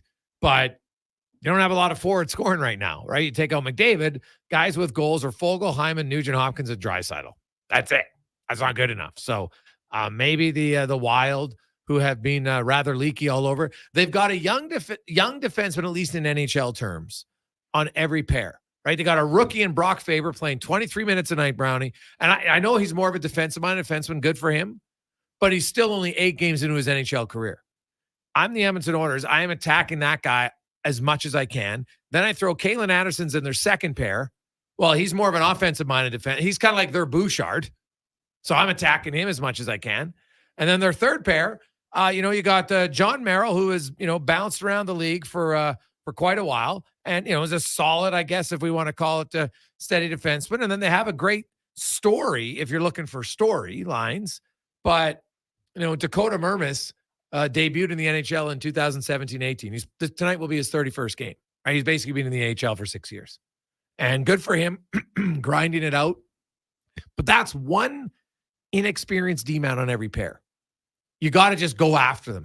What's the best way to attack a young defender? Get on them early, right away. You want to take their time and space away. Finish your checks.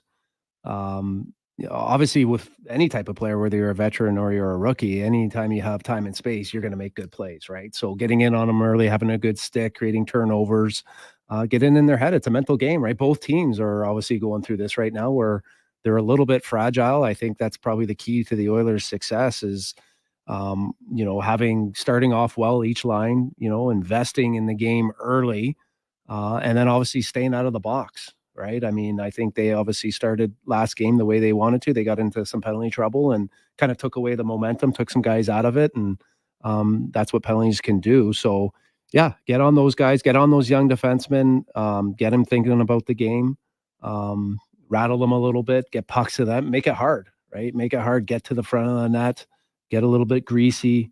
Well, that's the big one for me is because I look at, just the strength of them. And the size, Addison and Faber aren't huge men. So this is a game where you should be like Middleton's huge. So battling him in front of the net is going to be difficult. So I would almost want to, if I can, put the puck in Middleton's corner. You're battling it because then that leaves Brock Faber in front of the net. And if now you get to battles and he's there, I think you got a better chance to win those battles. If you're Kane and Hyman and Fogle, like you're much bigger, stronger guys than him. So that's to me kind of how I look at it from an Edmonton perspective is you've got to go after the rookies and the young guys and pressure them. Like this is not the game to be, we don't have McDavid, so let's try to sit back and win 2-1. That's not your forte. That's not Edmonton's forte. Now they dominated Winnipeg 5-on-5. It was 32-14. They controlled the play all game against the Jets. And the Jets' 6 defensemen are better than the 6 defensemen in Minnesota tonight. I don't think there's much arguing on that. So as much as we talk about the defense of the Oilers, and obviously it has to improve, and it's more so some of the goaltending, because if you look at where the Oilers rank in expected goals against, they're 8th. But that's not what they're giving up, right? They're giving up way more. So obviously the slot's an area, but I just look at their offense, and when I was breaking down their offense and how many guys just haven't done much offensively, and we haven't seen, like the other teams have 9 goals, Brownie, from mid-range to long range because they get traffic in front. Look at how many goals Skinner's had where maybe can't see around a screen. Oilers have 0 of that. So to me, it's on your D-men to get shots through, and Nurse and Bouchard have done a fantastic job. They're both 86% of their shots they've taken have hit the net rather than missed the net. It's a pretty high number. Mm-hmm. So get somebody in front of the net. Mm-hmm. And make it uncomfortable, like you said. I mean, you got Kane, you got Draisaitl, you got Fogle, Hyman, like there's no reason why you can't get there and make it uncomfortable for the defenseman to defend against, right? And like I said, I mean, if the defenseman, you touched on it, if they're getting pucks through and you're getting there, at this point in time, it doesn't always have to be pretty. A goal is a goal. And even if you're not scoring, right, those are like small deposits that, in the second and third period, they start to pay off. And for a young defenseman and inexperienced defensemen that are coming in the league or haven't played a ton, over a period of time, that starts to wear them down, young guys. So I look for that today to see some of those guys that, like I said, Kane, and that have that uncomfortable game to them, that feel comfortable with it, is doing that consistently right from the beginning. I mean, I like what Kane, I know there was a little bit of talk about Kane's interview and what he said and how he reacted. I mean, that's great. That's what, Kane isn't happy with his game right now, but for him to do what he did and recognize that and think, okay, I got to do something else to add value. That's what this team needs. Right. And that's kind of old school, right? We've all, when thinking back to when I played and guys, throughout their careers, if you're not, what are you doing at any point in time to help the team? And there's not all, not every game throughout the season are you going to feel good about, putting up numbers and scoring. Everyone kind of gets snake bitten, goes through a little bit of a drought. So what else are you doing? So good on Kane for doing that. And, you look at McDavid, right? He's a highly skilled He's the leader of the team, but he's out there, throwing his body around, and he's doing more and anything he can to kind of get himself and will himself and his teammates and drag everyone into the fight. Yeah, if you look at Kane's minutes, the only reason he played 3 minutes wasn't because the coach didn't like him. It was because it kept taking penalties, right? He's not on the first unit power play. And then they kept taking penalties, and he's not on the penalty kill. So he sat for a long time and decided, hey, you know what? Now, obviously, the sitting for 8 minutes in the penalty bench was basically a shot at the fact that you get in a fight, and then there was no whistles. So you're sitting there for 8 minutes. It's not ideal. And despite sitting there for 8 minutes, he still played 14 minutes, which was 3 less than. So you think about if the 8 minutes, you know what? If he's not in the box for 8 minutes, he's probably getting at least 2 shifts. So he's basically playing the same amount of minutes anyway. Hey, guys, why did the NHL not strike a deal to allow SportsCenter TSN to show the Frozen Frenzy? Seems like a giant miss to not have it in the Canadian market, from Cody. Well, Cody, Sportsnet has the national rights. ESPN and TSN are partners. I highly doubt ESPN was going to give the feed to Sportsnet. That's my reason. And they couldn't give it to TSN because Sportsnet pays for the national rights, and they're obviously not going to give that up for a night. So, you've got the Toronto game starts at 4:00 our time. That'll be a national game, followed up by, I think it's the Edmonton, Minnesota one. I think is national. I know it's obviously in Edmonton, but I think it might be national too. So that's kind of how you do it. They're not going to get all of them, but and I've said this before. I think the NHL aired. I think they would be better as a league to have Sportsnet and TSN split national broadcasts, just like the NFL does. ABC has some games. CBS has some games. Fox has some games. It's way better. They actually promote the other stations on them, right? It's a no-brainer to me. The NHL should just say, you two idiots, figure it out. You're working together here. Because exclusivity, you know what's the problem? It's too much of the same panel every time. I'm sorry. It gets boring. Every national games is the exact same people, right? You can watch the sports one, Fox one. You can watch Fox NFL. You can watch CBS NFL. You get different voices, different opinions. It's better. So the next national deal in Canada, Bell and Rogers grab a clue, work together. It would be infinitely better. Then something like this, you could have, for sure. Now, I do have to ask you this question, Brownie. And I want an honest. Don't give me some BS. I want an honest opinion. So you look at the lines tonight. Matthias Yanmar, who's not a top-line player, has never been a top-line player, is starting on the top line with Draisaitl and Kane. And you have Fogle, Hyman, and Nugent-Hopkins, who are very good in the 2 games they played together. So I understand why they're aligned. I'm sure professionals are like, whatever, I worry about my job. But I just wonder if there's whispers like, Matthias Janmark's respected for what he's capable of. I think he's smart. All those stuff, makes good plays, but he's not a first-line player. I'm sorry, he's not a first-line player. Now, Dylan Holloway might not be a first-line player, but he was drafted in the first round to maybe be a first-line player. Are you surprised that with the McDavid injury and maybe who knows, it switches quickly, but Janmark in the top line, just very odd to me.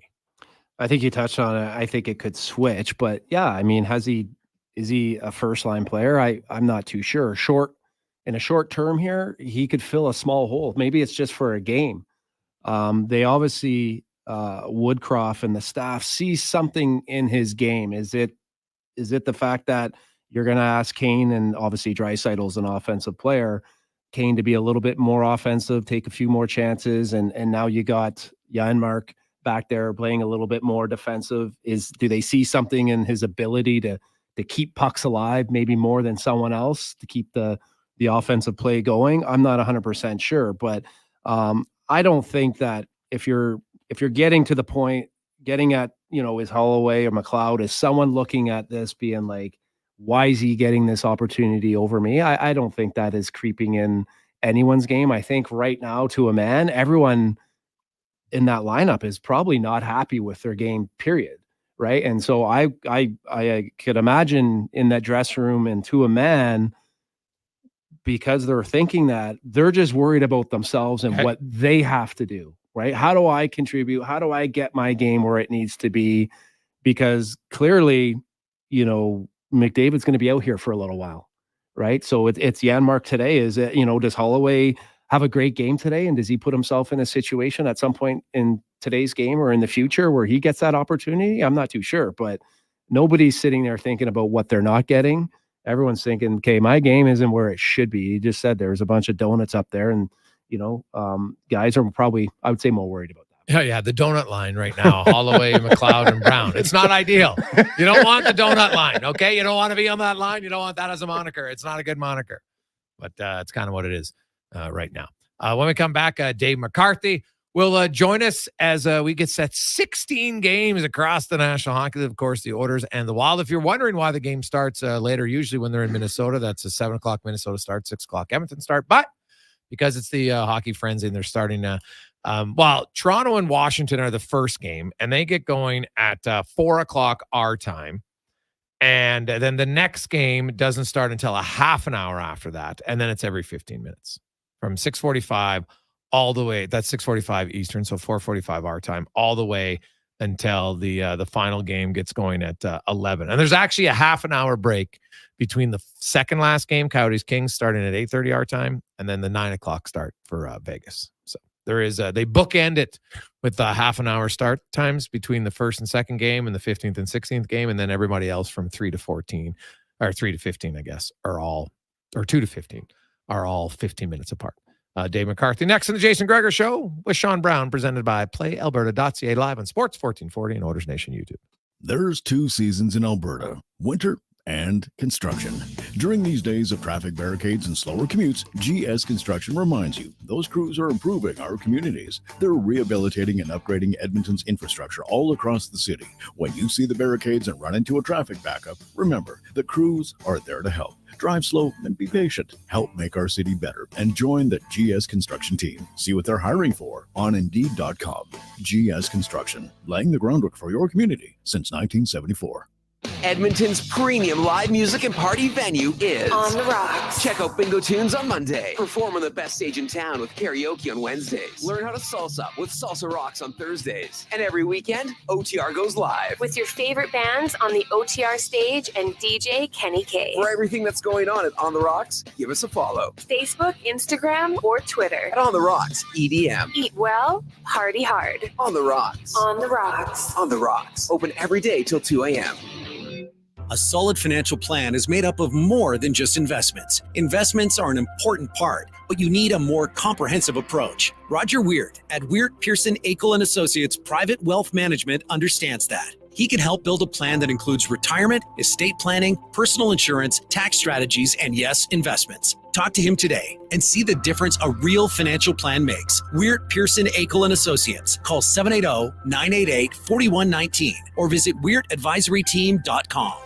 Thinking about solar power? Action Electrical wants to eliminate your entire home or business power bill and keep more cash in your pocket. With effective paybacks in 5 to 9 years, give solar a chance with Action and put your lazy roof to work. Alberta is the second highest province for the amount of full sunlight hours, and with system life exceeding 25 years, solar power is like a McDavid draft pick. Still have questions about solar power? Contact the professionals at actionelectrical.net today.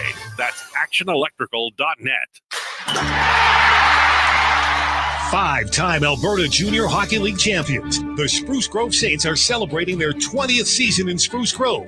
Be part of the action and enjoy some of the best Junior A hockey Canada has to offer by experiencing a Saints game for your next outing. Tickets range from $9 to $15 with free parking and some of the best food and drink specials in town. For more information on tickets and how you can become a partner, go to sprucegrovesaints.ca. You know, I got into reffing for the excitement. He's going for the chair! Turns out wrestling is completely scripted. But you know what's exciting and unscripted? PlayAlberta.ca. With an all-new sportsbook, odds boosts, and betting on any game. PlayAlberta.ca. Go all in on excitement. Sign up today with promo code SPORTS50 and get a $50 free bet. Official gaming partner of the Edmonton Oilers. Remember, if you gamble, use your game sense. Our cars are our lifeline, and every now and then we need to take care of them too. Cochran's Automotive services your vehicle with pride. When you need to fix it up, bring the whole family fleet. Junior's WRX, Mom's MPV, Dad's 1500, or even Grandpa's old 88. All makes and models are welcome. Trust Cochran's Automotive to professionally repair your family's pride and joy. They've got you covered for Volkswagen diesel timing belts too. Call 780-452-5001. Hi, Dennis from Weiss Johnson. Are you one of those people out there looking for something different to heat and cool your home? Weiss Johnson is Edmonton's cold climate heat pump specialist. and would love to explain to you how Trane heat pumps are a reliable, cost-effective alternative for your home's heating and cooling needs. Order your Trane heat pump now and take advantage of the generous government rebates that are available. Trane, it's hard to stop a Trane. Call the most experienced HVAC company around with over 45 years in business. Visit wjcools.com today. Portions of this hour brought to you by Leading Edge Physio, professional athletes use aquatic therapy, radial shockwave, zero gravity treadmills, and pneumatic recovery devices for rehab. Leading Edge Physiotherapy offers those to you because sports shouldn't hurt. LeadingEdgePhysio.com. Sports Radio is back. The Jason Gregor Show on Sports 1440. Presented by PlayAlberta.ca, Alberta's only regulated online gambling website.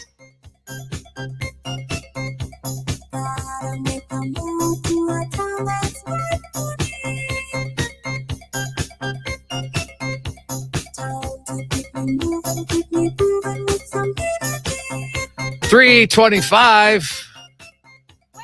Oh, that's actually a underrated song. Haven't heard it in a while. I like it. Welcome back to the Jason Gregor Show on Sports 1440 and Orders Nation YouTube, where you can get involved. Feel free. Lots of you we had one question, one word. How would you describe the Minnesota Wild? And it was either boring or trap. Pretty much 100% consensus. We did get one defensive word in, but that's just, hey, when you think of the Wild, that's what you think of. But not this year, because they're leaking chances. We will see, can the Edmonton Oilers take advantage? Or is Minnesota just the Oilers' kryptonite? They can't win there. They've got, in their last 40 games, they've won 10. They've lost the last 5. They've been outscored 21-10. They've been outscored 17-5 at 5-on-5 lately. It's not been pretty, to say the least, in Minnesota. So we'll see. Who knows? Maybe they need Connor McDavid out of the lineup to jumpstart their energy. We'll see. Let's go around the NHL, brought to you by McDonald's, where your favorite game is back. Monopoly, with more chances than ever to win. You can peel right on your hamburger, on your Big Mac, on your fries, on your shake. And then you can peel right on the app. Go to mcdpromotion.ca for all the rules. We are joined our weekly Tuesday guest, host of the Sunday Brunch and many other shows, including does Ice Chips late at night sometimes. Dave McCarthy joins us. Davey, how you doing? Good. Have you fellas dug out yet or what? No, we didn't get much snow here. We had like what we call a skiff. Not a lot of snow here. So there was lots of some other places for sure, but not for us. Luckily, we know it's coming, but no big snowfall in the Edmonton region anyway, which is nice for the trick-or-treaters. They got to get out there. My son was already planning on he was asking me like, what if it's too cold? Can I just wear my winter jacket over my costume? I'm like 100%. Right. Your kid asked to wear his winter jacket over his costume? Well, he's just asking, like, is it okay? Because can he show up and then not show his full costume? I'm like, just unzip it when you get to the door. It's the worst here in Toronto. Like, I mean, that was always the battle when I was a kid with my parents. So you go trick-or-treating and your mom's always like, you have to wear your jacket over your costume. You're like, what's the point of putting on a costume? Exactly. Like, we don't get like kids down in the southern US where they just get to wheel around in their costume. We don't have that luxury up here in the Great White North. Yeah, well, you know what? The last few winters, he's never had to ask. It's always been nice here. So he goes as a soccer player. So he's been looking for leggings to wear so he can. He tries to come up with the most simple costume, which is smart. So then he can run fast because then he can go from house to house quicker. Right? I get that. Like he's 9, turning 10, so he's at the age where it's all about efficiency. How much candy can I get? Which is the whole part of Halloween, at least for me anyway. I love it. Dave, it's like a trick or treat for hockey fans. 16 games tonight, and I know some Canadian fans are annoyed that they don't get the frenzy in Canada, and that's fair.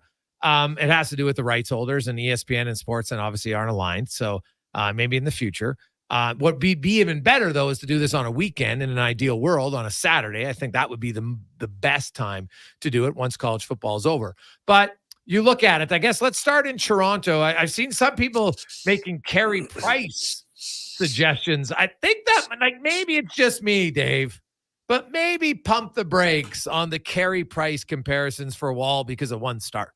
Yes, that is fair. And let's also pump the brakes on not getting too carried away on what Max Domi had to say. And I'm not saying you guys are, because I don't think that's what he was getting at. When he said that, I haven't played with Carey Price, kind of reminds me a little bit of his style, which is 100% true. You watch Joe Woll, what type of a style does he remind you of? Carey Price. When he's at his best, he looks like he's sitting in a rocking chair. He's not chasing. It looks easy when he's at his best. So that's all he was getting at. Does he look like Dominic Hasek? No, he doesn't. Does he look like Patrick Waugh when no, he doesn't. Does he look like Carey Price? Yeah, he kind of does. Not saying he's going to be Carey Price. So we got to be careful here not to take that and turn it into something that it's not. And again, I'm not saying you guys are doing that, but certainly some folks are. But what I think is fair to say here is that it is an open competition for the job between the pipes here in Toronto. I don't like to say the word controversy. It's controversy when you have two guys, both of whom can't stop the puck. If you've got one guy who is challenging for more time and is commanding more time based on his play, that's a good thing. And, I think that's really what it's going to be in Toronto this year. That's what it was last year, till Ilya Samsonov, who was the backup coming in last year, essentially outplayed Matt Murray, and then Murray got hurt, and he took over the job and played quite well. And I think that's going to be the same thing again here. It's not like Joe Woll is coming in playing with a guy like Thatcher Demko or Connor Hellebuyck or Andrei Vasilevsky, and suddenly it's, he's taken. No. Like Samsonov is a guy that will play like 45 games, maybe 50 games, but no more than that. So it's absolutely a competition right now in Toronto. What are your thoughts on the Rasmus Andersson 4-game suspension? Is that, does that seem like a lot? Does it send a strong message to everyone in the NHL early here that any headshot, this league is going to take serious? I think a number of things. Number 100%, it does send a message that if you're going to hit a guy in the head, you are going to have to be prepared to pay the penalty. And I think that's a good thing. We need to get those type of hits out of our game. Don't need that. Number 2, I always find it funny when you appeal to the commissioner, because you're essentially asking Gary, are you sure? And chances are he's going to be like, yes. And that's what he said here today. So I was initially surprised when I saw the length of the suspension at 4 games. Like, I saw the hit live. I didn't like the time of the game that it happened at. Like, there was 3 or 4 seconds left on the clock. Game was over. It was a 2-goal game. And he took a liberty on Patrick Laine. So I didn't like the hit, but I thought, given past precedent, 2, maybe 3, 4 surprised me a little bit. But having said that, if that's what the standard is going to be now, and we're going to adhere to that moving forward, I have no problem with that for that type of a hit. Yeah, I'd all for it. But now I'm probably biased. I think Anderson's one of the bigger pretenders in the league, so it's not surprising for me that he was the one delivering that hit. You look around the league, Dave, and the Vegas Golden Knights have set an NHL record for most wins for a defending champ to start the season. The Boston Bruins, who won 65 games last year, have started out 5-0. Colorado is 5-0. The Boston Bruins center ice position doesn't look great. It doesn't even look like it's impacted them. How surprised are you at how good they've looked despite losing their top 2 centers? I'm not entirely surprised for a couple of reasons. Number 1, I said in the off season that I did not think they were going to crater this year the way some people thought. I don't think they're going to win 65 games, but I don't think they're going to crater. They still have a pretty good lineup everywhere but their top 2 center ice positions. Now, if I could tell you, here's your team and you get to pick, because generally every team has a hole on it in the cap world, and I said you get to pick where your one hole is and everywhere else will be really strong, chances are you're not going to be like, well, you know what, I'll put my hole in my top 2 center positions. But having said that, I think they'll be able to go out and correct that at the deadline, add a player or 2 that will help in that regard. So I think they're going to be able to keep themselves in the mix. The other couple of reasons are, 2, let's also not get carried away right away. Their schedule hasn't exactly been murderer's row. I mean, they went out to Western California, and there are some bad hockey teams out there in California right now. Like the Sharks, I said it on my show on Sunday, they may finish 32nd in the league. They are brutal. Anaheim is not that much better, and LA has been off to a slow start. So their schedule's been working in their favor. But number 3 is their culture in Boston. And it really is something that you just cannot snap your fingers and create. It really does get passed down from generation to generation, starting with the Zdeno Chara era and then into Patrice Bergeron, now where they are with Brad Marchand, who played with all 3 of those guys. And it's all being carried forward. And Charlie McAvoy now is one of those guys that helps to carry it forward. And it matters, right? Yeah. Like they looked at this here early in the season and said, look at our schedule. We got to come out and we got to put some points in the bank right now. Take advantage. And they have done so. You look at, what was it yesterday? Jake DeBrusk was 5 minutes late for a team meeting. Sorry, bud, not playing. It's just, that's the rules. So everyone's held accountable, not just by the coaching staff, but by the guy sitting to his right and his left in the locker room.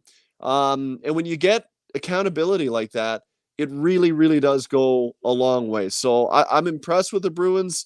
I just need to see more once they start playing some tougher teams. But I truly think they're going to stick around in the playoff race all year long. Hey, Dave, what are your thoughts on the outdoor game? I know here in Edmonton, we're all excited about it. It creates a lot of opportunity, a real buzz around the city. Where is it with the NHL? Is it still an exciting event? How's it looked at?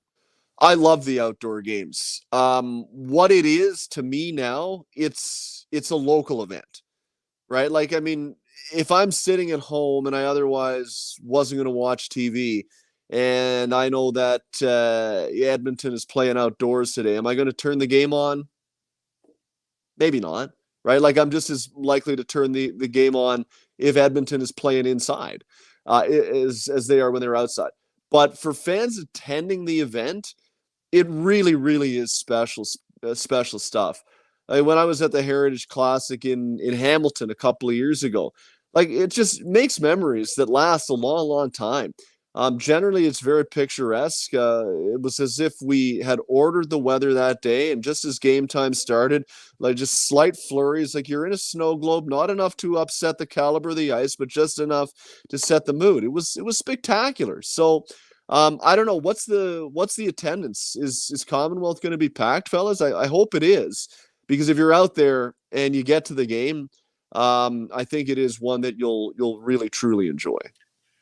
Yeah, it's not sold out yet. Ticket prices are a little ridiculously high. The NHL is the one running this. It's not basically how it works is the NHL pays the home team what they would make on a normal home game to say, okay, this is how much you'd make. They pay that, and then they take it over. And like the ticket prices are somewhat ridiculous at this point. And so I think that's limited why it's not 100% sold out yet. I think as it gets closer, you'll get some people to do it. And the NHL might have to grab a clue here and lower the ticket prices a little bit if they want that place to be sold out on Sunday. Dave McCarthy from Sirius XM joins us. And, Dave, we get into the second week of the season now, and, you look at some teams and, it's still relatively early for the most part, right? In Edmonton, there's some concern, but a lot of people, like, there's probably more concern than maybe they can't win the division than anything else. But I want to talk about some teams like the Philadelphia Flyers. Philadelphia Flyers, you know what? They're 3-1-1. They've beaten some good teams. The Metro division, it's ultra early. Like the Carolina Hurricanes can't play defense, or their goalies can't make a save to save their life. It's mind-blowing to me that they've given up 30 goals already through 5 games. But what about the Flyers? Like, I don't expect them to lead that division by any stretch, but could they be better than a lot of us thought they were? Or is this just an early season little hot streak? Well, we got to be careful. They started pretty well last year too. They were 3-0. I think they were like 7-3-1 through their first 11 games, something like that. So they actually had a pretty good October last year. So I'd say pump the brakes. But when you look at that roster, it is dramatically better than it was a year ago. Case in point, Sean Couturier and Cam Atkinson, both of whom were not a part of the program last year because of injury. are back, and both are playing pretty well. So you add a couple of veteran guys like that into your lineup, that's a big help. One, their play has been good, and two, it bumps everybody else down the lineup a little bit. So it really does lengthen your roster. They're working some younger players into the lineup, and they've been having some initial success. So, I don't know if they're going to necessarily be a doormat this year. The way Washington has played this year, fellas, I mean, they just simply cannot score goals, and we'll see what they do against Toronto in a few minutes here. But they simply cannot score goals. They look older. They look slow. They don't look dynamic at all. The way it's gone through the first 2 weeks here, I'm more inclined to believe that Washington might be the team that finishes last in that division compared to Philadelphia. Now, I don't think Philadelphia is going to make the playoffs either, but I think they might make you pay a price to take some points off them this year, and this is good for Philadelphia. That marketplace, how shall we say, they have very agitatable fans.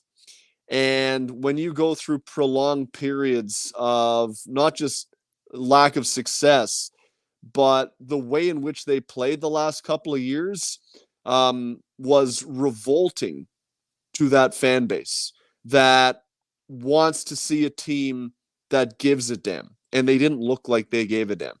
So, one, I think Keith Jones has made a really big impact coming in as the president of hockey operations. I think he's done a really good job in a short period of time of working to rebuild the culture and what it means to be a Philadelphia Flyer.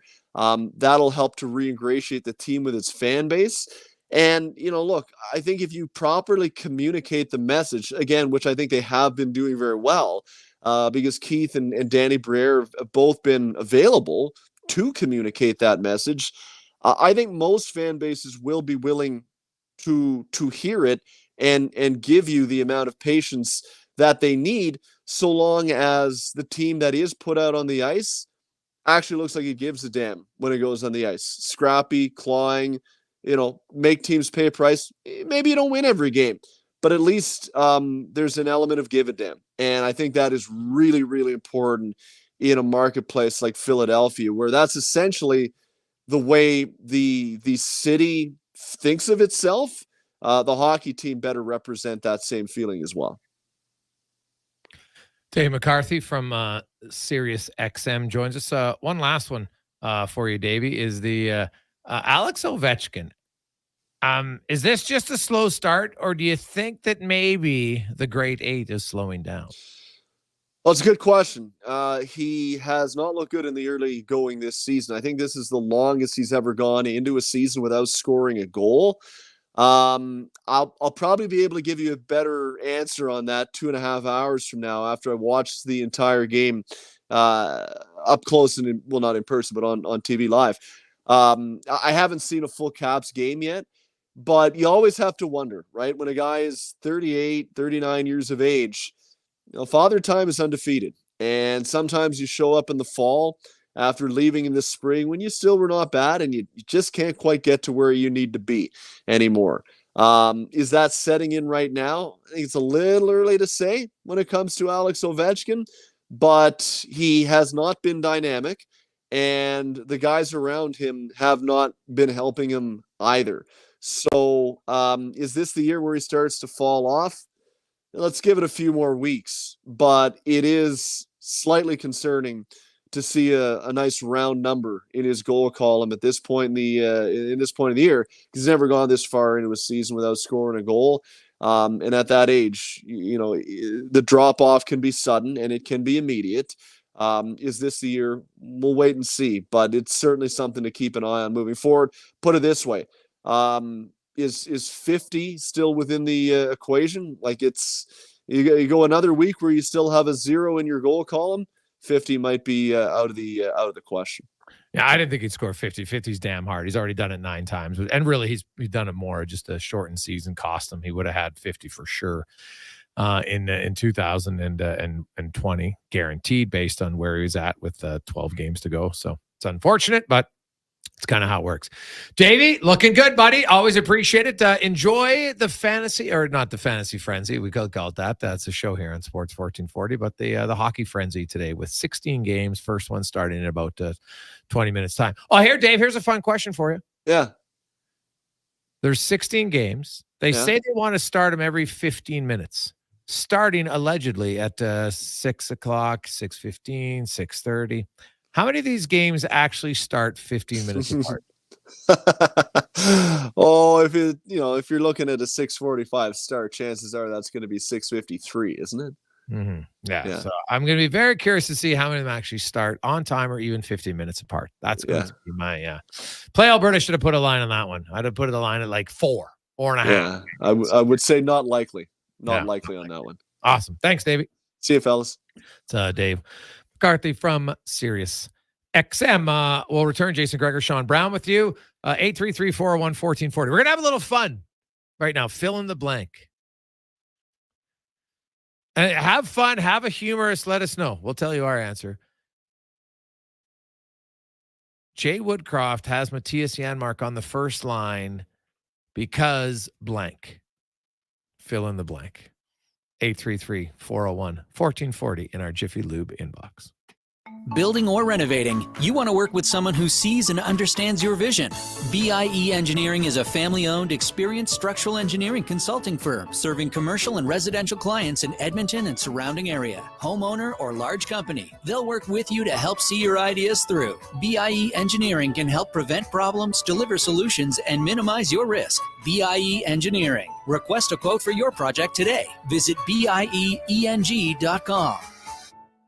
First Round is Edmonton's NFL headquarters. Get in the game and watch NFL football this season at First Round, and you'll have a chance to win a trip to your favorite NFL city to watch a game in person next season. And the hits keep on coming with food and drink specials, big screen TVs, and more. Catch the Pro Bowl brunch every Sunday, Monday Night Football, and head in Thursdays for your chance to win an NFL replica helmet. NFL at First Round. Burgers, beer, sports. Downtown West Edmonton Mall and at 1strnd.ca. How do we do it? Well, at Leading Edge Physiotherapy, we invest. Our money and time goes right back into technology and training, and it's all designed to get you back into shape. We invest in people, the people who really care, and they understand how your body works. Then they combine their experience, training, and skills to work with you to help you solve your issues, be it pain in the back, neck, arm, shoulder, heel, literally head to toe. Leading Edge Physiotherapy, always taking new patients because we keep fixing the old ones. Life shouldn't hurt. Find us at leadingedgephysio.com.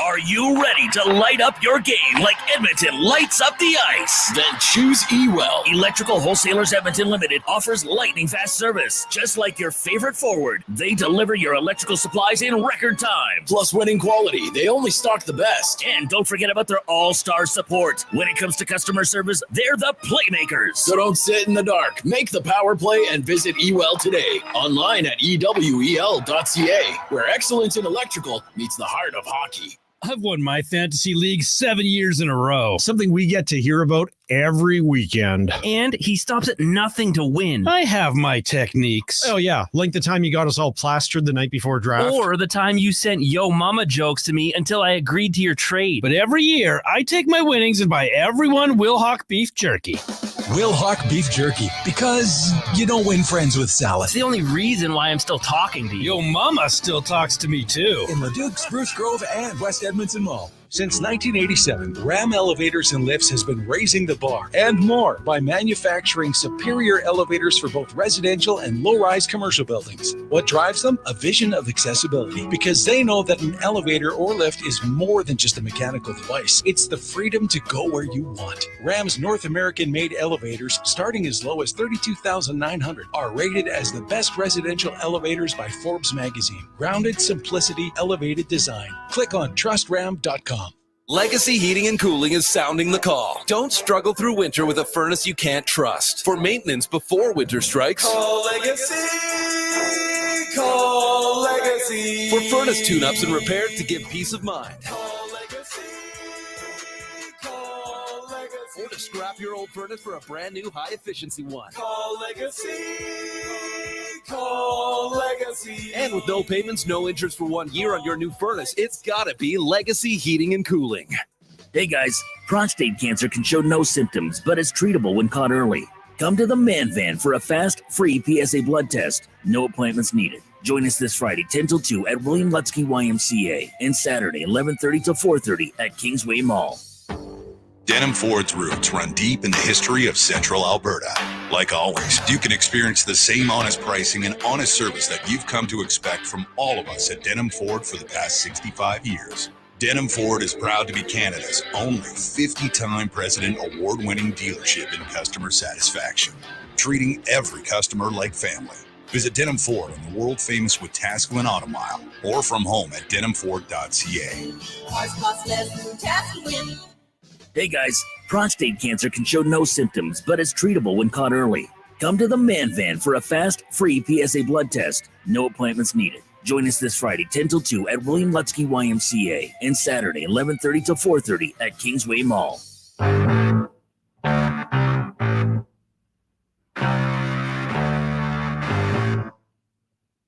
Portions of this hour brought to you by Crystal Glass, the clear choice for all your auto, residential, and commercial glass needs. Call 310 Glass or book now at crystalglass.ca. Look good, feel good, play good. It's the Jason Gregor Show. Thanks for listening to Sports 1440. Presented by PlayAlberta.ca, Alberta's only regulated online gambling website. 350 as we continue on. Sports 1440 live on Oilers Nation YouTube. A lot of texts wondering why this isn't available in Canada. That's a good question. Now, remember that Sportsnet has the national rights, but their national rights are Saturdays, Wednesdays, and Monday. So now, and I know TSN never has national rights. So I don't know, and I'd have to ask someone if that could they have made an exception for a Tuesday night national?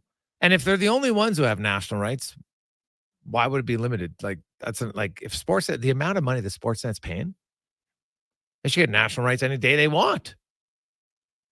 But, I guess, they've got to look for regional. Fine. Okay, sure. But then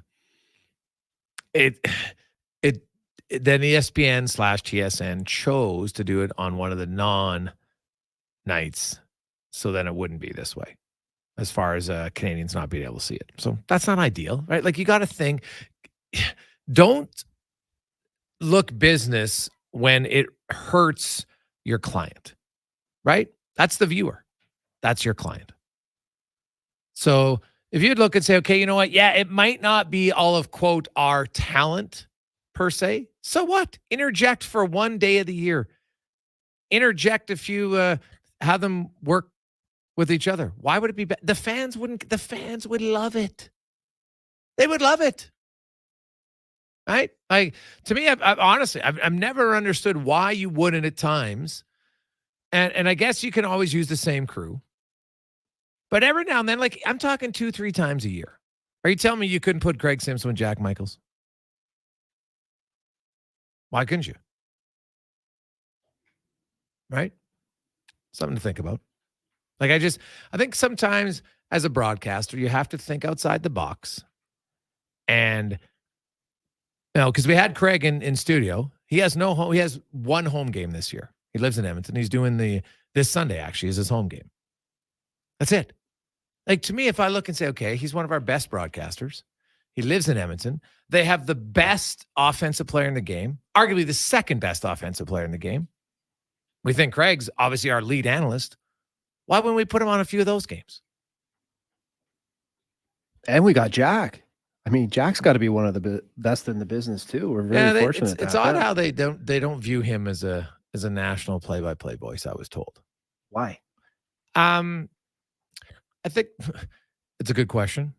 He's never been given the direct answer because I've asked him. Jack and I've had very honest conversations about it because Oilers fans ask me about it all the time. Right? They prefer to have him. Right? Call their games. He gets pretty fired up. Right? Like you can have a boring game that he makes exciting. Yeah. That to me is one of the greatest things. Can it be over the top sometimes? Of course, that's what it's supposed to be. Right?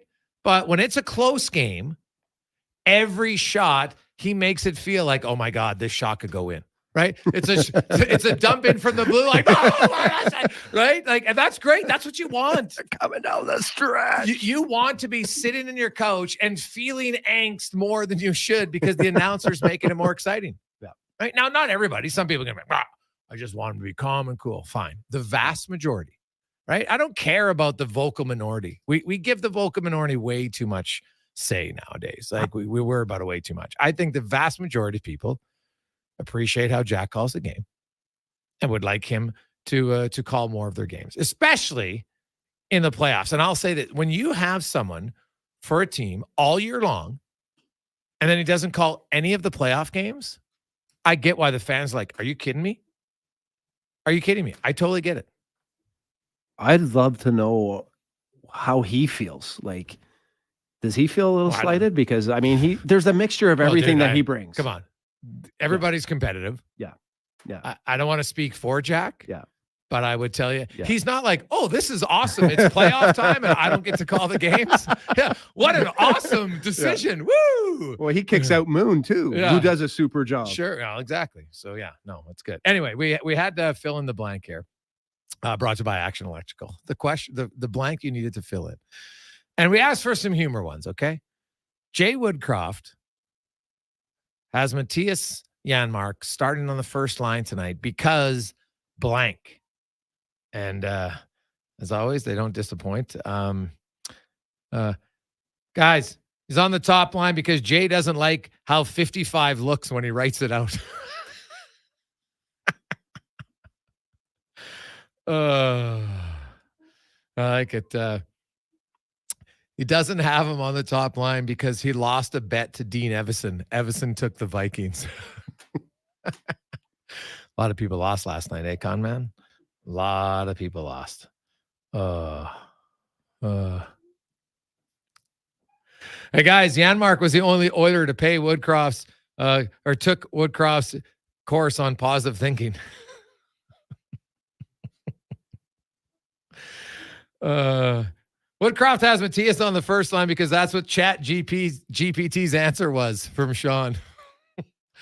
Have you ever used Chat GPT yet? No. What is it? That's like the AI, right? So you ask a question and writes everything out for you. Yeah. You haven't done it. Cons, have you? No, but I should ask for permission. Could I do one of those for my sports updates one day? Oh, you should. Let's see where we go with it. Just to see. Yeah, honestly, just to try it out. That would be quite funny, actually. People be like, what are you talking about? Well, hey, well, we just put it in the chat. See what happens. So, because Woodcroft believes 13 is a lucky number. See, now that could make sense.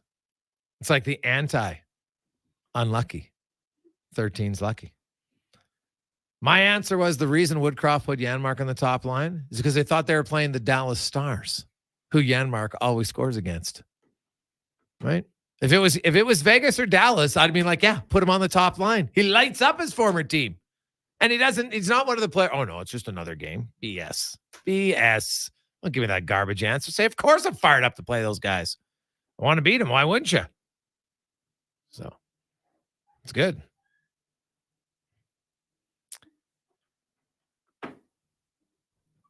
Hey, guys, Yanmar's on the first line because Woodcroft lost a bet. Well, he does like him. There's no doubt about that.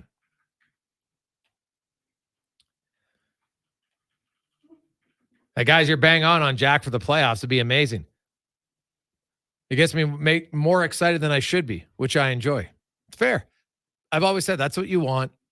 You want a play-by-play guy that can be smooth and call the game. But every now and then, you know what? Like, when you're calling, like a national guy who calls different games all the time is different than a regional guy, right? They don't have the regional guy is going to call the game, not grossly biased. The good ones call it just enough bias so the home viewer, who is the majority of the audience, knows that he wants your team to win. But if they make a bad play, he doesn't call it. Rod Phillips was a huge Oiler fan. But when the Oilers made a few Rod was never afraid to just rip into him on radio. It was what is he doing? You know? I'm sure. You know what, Brownie? Maybe you threw up a pizza once in your career, and all you people were just, oh, you sure? Once. I wish it was once. Right? You're like, geez, Rod was really fired up about it. But you knew that Rob had your back. So, and most guys, when they throw a pizza up the middle, they're not going to be like, well, I can't believe the guy said it was a bad play. Y'all know it was a bad play. You're not offended by it. It's when it's maybe a borderline play that you're probably like, hey, dude, like, I don't know if that one was that bad. But when it's a 10-beller, most of your time, like, did you ever have video session? Oh, boy. Where guys like had fun with a pizza being served up? Yeah, it's always a lot funner the next morning when you win and you've given up a pizza. I've definitely been a little nervous the next morning after a game, and you're going to have video, and that you're going to be the star of the show for the wrong reasons. You're just sitting in your stall praying they have mercy on you. Yeah, I'd given up a few doozies that, even watching, Sports Center, in the evening before you go to bed, you're like, I hope this does not make this the highlight reel. Did they have the misplays of the day then? I would have owned it. Let's not get that cocky, okay? There's a few other guys that have been in there, but yeah. What do you remember? Like, what was your worst bad play? We were playing the Islanders. I've had quite a few, but off the top of my head, I'm thinking we were in the Island and we were kind of struggling. We needed a win, and we were told, obviously, not to go up the middle, at least in the first period. And what do? First period, right up the middle, right on Yashin's stick, right in the back of the net. And I knew exactly where I was going on that bench. I just beelined it for the bench, and I just ran right to the middle. And that was tough because actually Lou Lamoriello came down and called us out. Oh, you were playing in New Jersey at this time? Yeah, I was playing in New Jersey. He came down, and it was never a good thing when GMs would come down. Like when I was back in the day when Slats was around, he was known for coming down, and when the GM would come down, you knew that you had to get your game back to a level where because we were just talking off air. I mean, there was, some guys have the ability to call it out exactly the way it is, and there's no gray area. And Lou Lamoriello was exactly that. You knew exactly where you stood. There was no in between. And that's what makes them successful. I mean, good coaches and GMs are willing to have those uncomfortable conversations. And sometimes you need to hear it at different times throughout the season. It's, sometimes as athletes, it's, you're at times trying to get comfortable or staying comfortable, and it's a coach's job and GM to make sure you're always uncomfortable. Quick break. Let's get to the comment in a Sports 1440 update brought to you by Fountain Tire. Now, look outside. You're probably wishing you got your tires done. Don't make the mistake again next year. It's not about the snow. It's about 7 days of below 7. That's when your tires need to be winterized. Winterize right now. Get in for a tire change at fountaintire.com. Here is Connor Halley. This is a Sports 1440 update. It's game day for every franchise in the NHL today. 16 games on the schedule. The Oilers out in Minnesota taking on the Wild. That one gets going just after 7 o'clock. Elsewhere, you got the Capitals and Leafs just about to get going out in Washington. The Ducks are in Columbus. Sens host the Sabres. Hurricanes take on the Lightning. Devils travel to Montreal. Islanders up against the Avs. The Kraken in Detroit. Jets host the Blues. Canucks take on the Preds. Flames host the Rangers.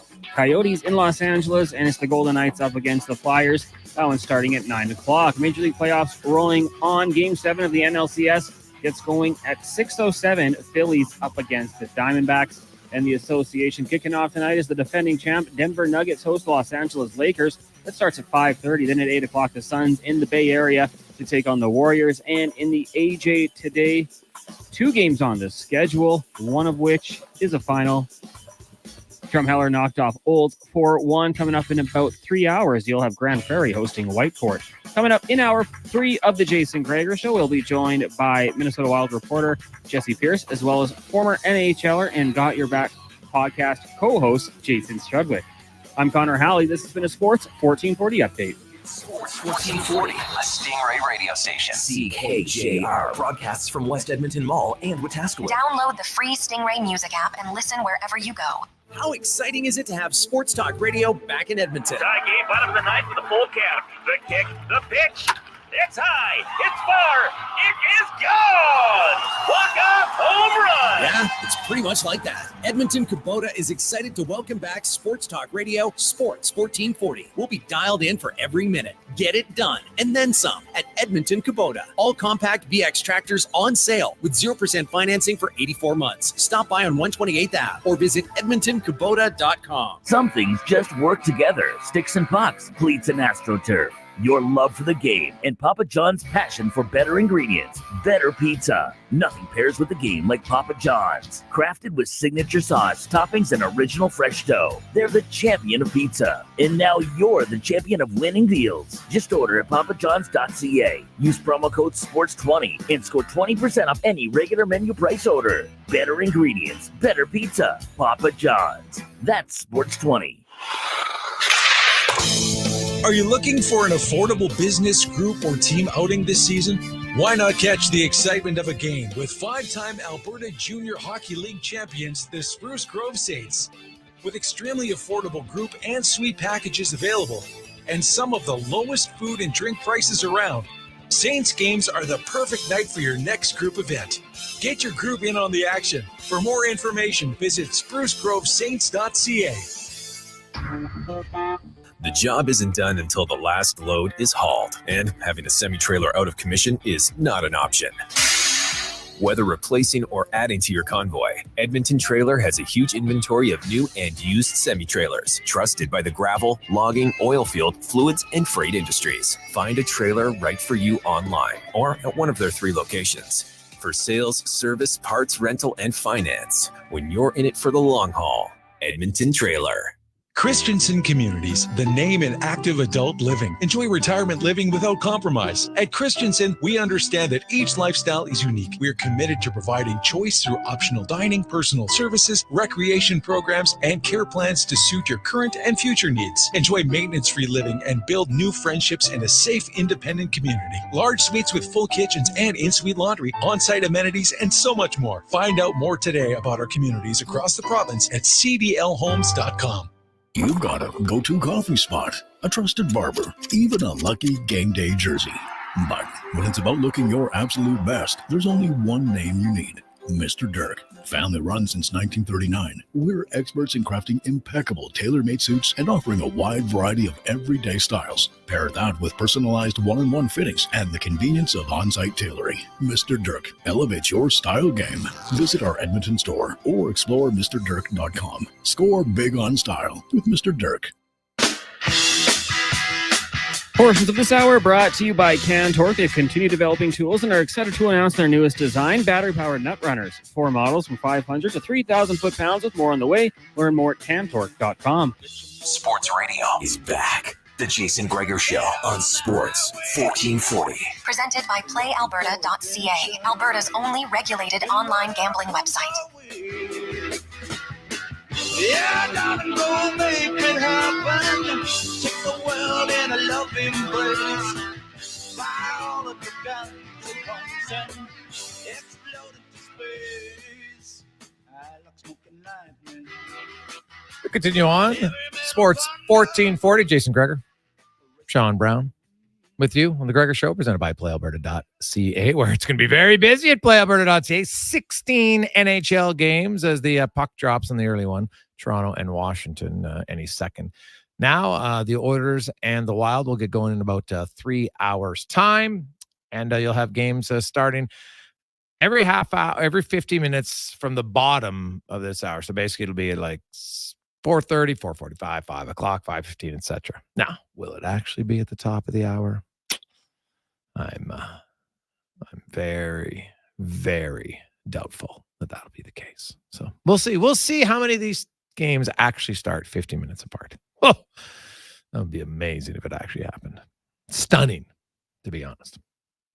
Coming up in a few moments, help your neighbor. Your chance to qualify to win a brand new furnace from Legacy Heating. But first, let's talk a little oil report brought to you by Volvo of Edmonton. Stop in right now and get a great deal because it's $5,000 off any remaining 2023 model. SUV, car, whatever you like. The wagon, they're unreal. Check it out, volvocarsedmonton.com. As Jesse Pierce, beat reporter for the Minnesota Wild, joins us. And Jesse, the season started great for the Wild. Well, specifically Gustafsson. They stood on his head in a 41-save shutout. But since then, they've given up 21 goals in 4 games. Very unlike the Minnesota Wild. I see basically a rookie defenseman in each pairing right now. Well, Kalen Andersson isn't a rookie, but he's not overly experienced, basically 80 games. Is it too easy to say they just grossly missed their captain and that's why their defense has struggled this much? I mean, it certainly looks that way, right? Jared Spurgeon obviously cannot be undervalued. Fantastic defenseman. There's a reason he is the top pairing for your Minnesota Wild. But I'm not really sure what's going on because most nights, even in these losses, Brock Faber, one of those rookie defensemen that you mentioned, Jason, he has been the best. So I think you also need to look at Jake Middleton stepping up, John Merrill stepping up, Kalen Addison being another one. Some of those guys that have at least that experience to really make up for that valuable experience that Jared Spurgeon has and that the Wild are missing. So, I would expect, because when we think of the Wild, historically, they've always been a really good defensive team, right? They know how to play defense. Last year, it was their calling card, but they've got a very unique mix because they got some physical, tough players up front. If you want to kind of take the game to the trenches, they can feel comfortable doing that. Kaprizov obviously can score with some of the best players in the league. The last 4 games, though, like Toronto 7, and I watched that game, and it was a crazy game back and forth. It was fun to watch. I'm sure it maybe wasn't fun for the Wild, but, the LA Kings score set. And then they gave up 54 shots to Columbus, which is like it's not just like their defense, their whole system through the neutral zone. Like they're just right now, do they look like a team that's just not in sync? Because they don't normally give up this many shots, this many scoring chances repeatedly. 100%. I mean, especially that Columbus game, recency bias. Obviously, that's what I'm thinking of.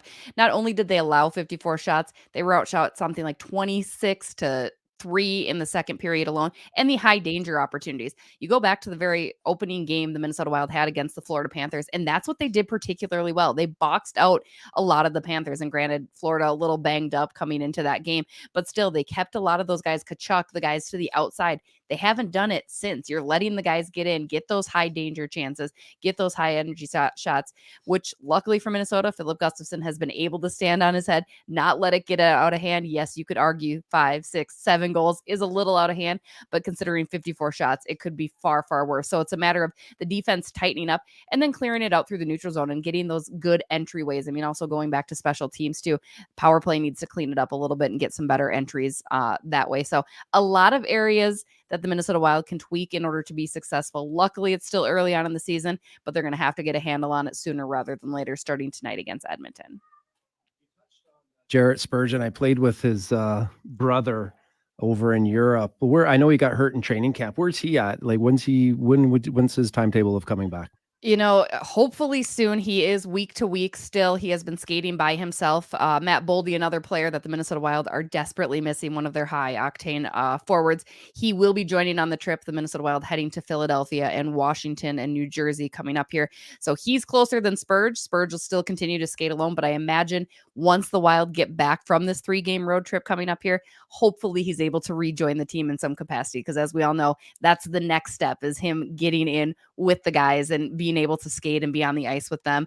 I would project probably 2 more weeks, but time will tell. We'll see. I know certainly you don't want to rush back any player, especially a guy like Spurge, to re-aggravate anything. Make sure he's 110% healed up before he's good to go. The most surprising stat to me is that Brock Faber is a rookie on a team that's been outscored 15-12, 5-on-5. When he's on the ice, they're outscoring the opposition 7-4. So they're infinitely better with him on the ice. And and I know he doesn't necessarily come in as a highly regarded offensive guy. Like, he just knows how to play defense, which is very rare for any young defenseman, right? Like, it's rare to come in and not go to the minors and, quote, learn how to be a defenseman. That's his calling card, Jesse. What has he done so well? What's impressed him the most when you talk to the coaches about his defensive play? It's his intelligence, really. I mean, the way that he can read the puck. I know Jonas Brodin, another star defenseman from Minnesota, one that's always constant, the guy that can always be back. When he was paired up with Matt Dumba, Brodin was the guy that would be able to get back and play that defensive role. Well, now this year they want to see Broads jump into the offensive play a little bit more, which means Brock Faber needs to be that defensive guy. But what Dean Evson has said is they kind of ping pong off each other. They're both learning how to be a little bit more offensive, how to get into the play. But for me, Brock Faber in general, just the way that he plays the game, that hockey smarts that we all tout and that we all love to see, especially in a defenseman. I think that's where he really sets himself apart. We saw it very early on last year when he joined the Minnesota Wild for 3 regular season games after concluding his college career. And he just seamlessly has fit into the NHL. And I think a lot of that has to do with his hockey intelligence. You look tonight, obviously no McDavid. It's a big break for any team that's facing the Oilers when you don't have the league's best player in. But Leon Draisaitl obviously has fared quite well when McDavid is out of the lineup. Is Eriksson Ek, is that the matchup you expect from a forward position? Is that the line that we should see matched up against with Draisaitl and Kane? I think so. They kind of have been that shutdown line. They're the ones that are going against the other team's top lines, especially because Minnesota's top line of Kirill Kaprizov, Ryan Hartman, and Matt Zuccarello has yet to really get going. So I think you want to make sure that you get a very favorable matchup for them. Joel Eriksson Ek has had a tremendous start to the season, obviously after ending last year very prematurely, breaking his leg there, has come back full force, a lot of net front presence. That line's going to be huge, especially as you guys mentioned, without the Oilers and Connor McDavid. It'll be a tough battle. Both teams looking to kind of right the wrongs that they've had so far early on in the season. Do you find, are Wild fans happy or disappointed that they don't get to see McDavid? I mean, everybody loves to see Connor McDavid. He is the best hockey player in the world. Ironically, Minnesota has fared very well against Connor McDavid and the Oilers. You go back to last year, right? They were able to shut him down and limit him. So it's almost, you question, is it a good thing that Connor McDavid isn't playing? Because they are going to have some very hungry players stepping up into roles and opportunities. But I think it's probably a mixed bag because you want to see Connor McDavid. You also want to see a Minnesota Wild win, especially since they haven't done that in 3 of their past 4 games. So it's probably a little bit of both, a little 50-50. But you'll have to settle for watching Connor McDavid, Minnesota Wild fans, on TV at home in the future. You guys have former Edmonton Oiler Patty Maroon there. I know you brought him in there for a veteran presence and for what he's accomplished throughout his career. How would you say that, how has he fulfilled that role so far? I mean, so far so good, right? He kind of was brought in to replace the Ryan Reeves voice, the quote machine, and Pat Maroon certainly does just that. What I was really impressed with is last game, they moved up Pat Maroon to play with Freddie Gaudreau and, Joel Eriksson Ek and Marcus Johansson. And that worked really well. You saw that line really produce and that line really generate, which, you looked at it at first and you're like, Pat Maroon with Ek and Johansson. Okay. But it worked. He has that physical presence. He's able to separate the player and the puck and play his role. So I've really enjoyed it. Pat Maroon's a good dude too. And it never hurts to have a cup champion in your locker room that can tell you how it is. Now, Goligoski was placed on LTIR. Is it a month or are they expecting it long-term for him? I mean, they've been kind of mum about it. Goligoski had been struggling a little bit too. And obviously we all know the Minnesota Wild's cap situation. So it works out, right? Unfortunately for Goligoski, but to have him on LTIR to get a little bit more wiggle room, get some recalls in there, get some different guys, that's been good. So I think it'll be a month. Again, they're not going to rush him back also because Goose was kind of an odd man out in a defensive rotation once in a while too. So I think they're going to let him heal up whatever the injury might be. Of course, again, Dean Evson very quiet on it.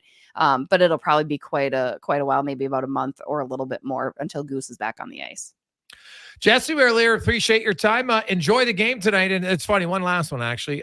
Edmonton beats up on Nashville for fun, right? Like they can't lose to them, but it's kind of the same for the Wild and the Oilers. Like the Oilers are the team that the Wild are just like, oh, we beat the Oilers for fun. Any idea why? You need to give us one. They need somebody to beat up on. Minnesota's kind of always the ho-hum team. We need somebody to do. In Edmonton, unfortunately for you, it's the prize pick. So we appreciate it here in Minnesota. Awesome. Thanks for your time, Jesse. Appreciate it. Thanks, guys. Bye. That's Jesse Pierce joining us from Minnesota. It is funny. Like, and some teams I'm a big believer in you feel good when you go certain places and maybe you don't feel as good. And Edmonton, like, it's not that they're losing. The last 5 games in Minnesota, they lost all 5. They got outscored 17-5 at 5-on-5. Like Joel Eriksson Ek, that line, he's been able to contain the Oilers. Jared Spurgeon, remember, they came to Edmonton, he had a natural hat trick. A defenseman had the natural hat trick. They come back to win that game in Edmonton 5-3. Like they have Edmonton's number. And it'll be interesting. You know what? Maybe it sounds very strange, but as she said, with McDavid out, you don't consciously wait for him to make plays because they're like, hey, he can get his 3 points and we can still get ours as a line and we'll be fine. We'll have a better chance to win. And we saw that last year. The Oilers led the NHL in goals. We're 5th in 5-on-5 goals. But against Minnesota, for whatever reason, Brownie, they got their number. And you know what? You can't explain it. I know that, there was an interview there with Leon Draisaitl, and that was one of the questions that he was asking for whatever reason. Sometimes guys feel it in different arenas, different cities. It goes without saying. It's somewhat of a mental game. And it's, depending on the situation of when you're going in, whether it works or it doesn't, it work for you. So, but it'll be interesting now going into Minnesota. The Oilers obviously, are going to be that much more desperate without having McDavid in there. So hopefully we'll get a different result with a different approach to the game. Right now is your chance to qualify and help your neighbor. Here's how it works. Every day for the next month on the show in the 4:00 hour, we're going to run a contest and you will qualify. You go into you automatically, just for winning the day, you get one of the brand new Sports 1440 hats. Very rare. Very few listeners have it, right? So automatically you get one of those. Brownie has one. He stole it though. And so here's what you're going to win though. So there's 2 prizes. You'll win one for yourself. You're going to win an Ecobee smart thermostat courtesy of Legacy Heating and Cooling and a pair of seats to the Oilers Wild game on Friday, December 8th. Okay, that's what the winner is, the nominator, I like to call you. But the major prize, you're going to gift it to someone in your circle. Somebody that at work, might a family member, friend, could be a neighbor. Somebody that who really needs a brand new high efficiency furnace. It's going to be installed. They're going to take out the old furnace free of charge. It's going to come with a Honeywell T4 thermostat. It's an installed Goodman 96% energy, high star efficiency, 2-stage gas furnace. This is top of the line, baby. So here's how you can qualify today. We are going to take caller number 13. In honor of Matthias Yanmar. Caller 13, 833-401-1440. Good luck. Rodeo clowning felt like an exciting opportunity. Boy, was I ever wrong. The Bulls. So predictable. But what's exciting and unpredictable? PlayAlberta.ca. I can bet on any sports game, play online casino games anytime, and buy lottery tickets anywhere. PlayAlberta.ca. Go all in on excitement. Sign up today and get over $100 in welcome bonuses. Remember, if you gamble, use your game sense. Some things just work together. Sticks and pucks, cleats and AstroTurf. Your love for the game and Papa John's passion for better ingredients, better pizza. Nothing pairs with the game like Papa John's. Crafted with signature sauce, toppings, and original fresh dough. They're the champion of pizza. And now you're the champion of winning deals. Just order at papajohns.ca. Use promo code SPORTS20 and score 20% off any regular menu price order. Better ingredients, better pizza. Papa John's. That's Sports20. A solid financial plan is made up of more than just investments. Investments are an important part, but you need a more comprehensive approach. Andy Akel at Weird Pearson Akel & Associates Private Wealth Management understands that. He can help build a plan that includes retirement, estate planning, personal insurance, tax strategies, and yes, investments. Talk to him today and see the difference a real financial plan makes. Weird Pearson Akel & Associates. Call 780-988-4119 or visit weirdadvisoryteam.com. At The Brick, we're not just proud of this city and its rich sports history. We're proud partners of it. The Brick started right here in Edmonton over 50 years ago. And when we're not cheering on the Oilers and Oil Kings live at the game or the Edmonton Elks under the bright stadium lights, we're in our stores, providing everything you need to cheer them on in your home. The Brick, supporting Edmonton sports teams and fans since 1971. saving you more.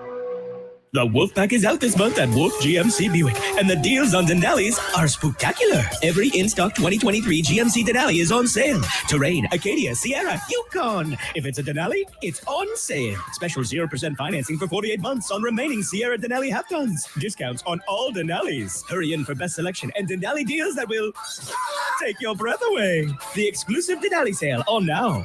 Wolf GMC Buick.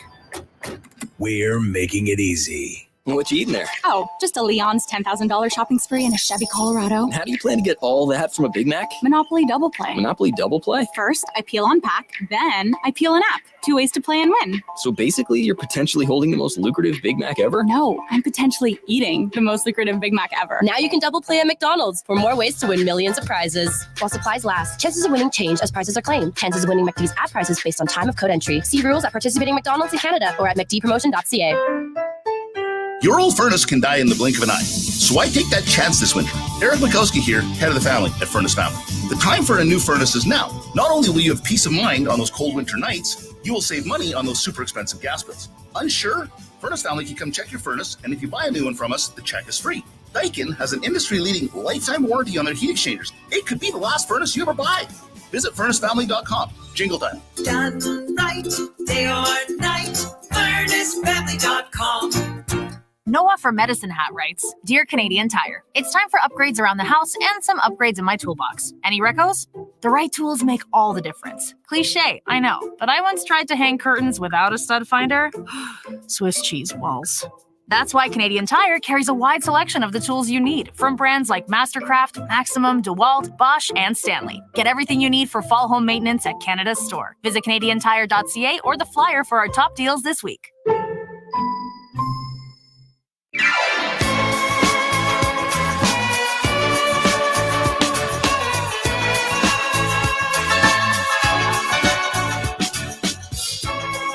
Portions of this hour brought to you by Jaffa Machinery. You know that Jaffa offers in-house and on-site heavy equipment service. Rainer Stein, Jaffa's service department, is here for you. Visit jaffamachinery.com for all the details. The Jason Gregor Show, the best of Edmonton sports talk and beyond. This is Sports 1440. Presented by PlayAlberta.ca, Alberta's only regulated online gambling website.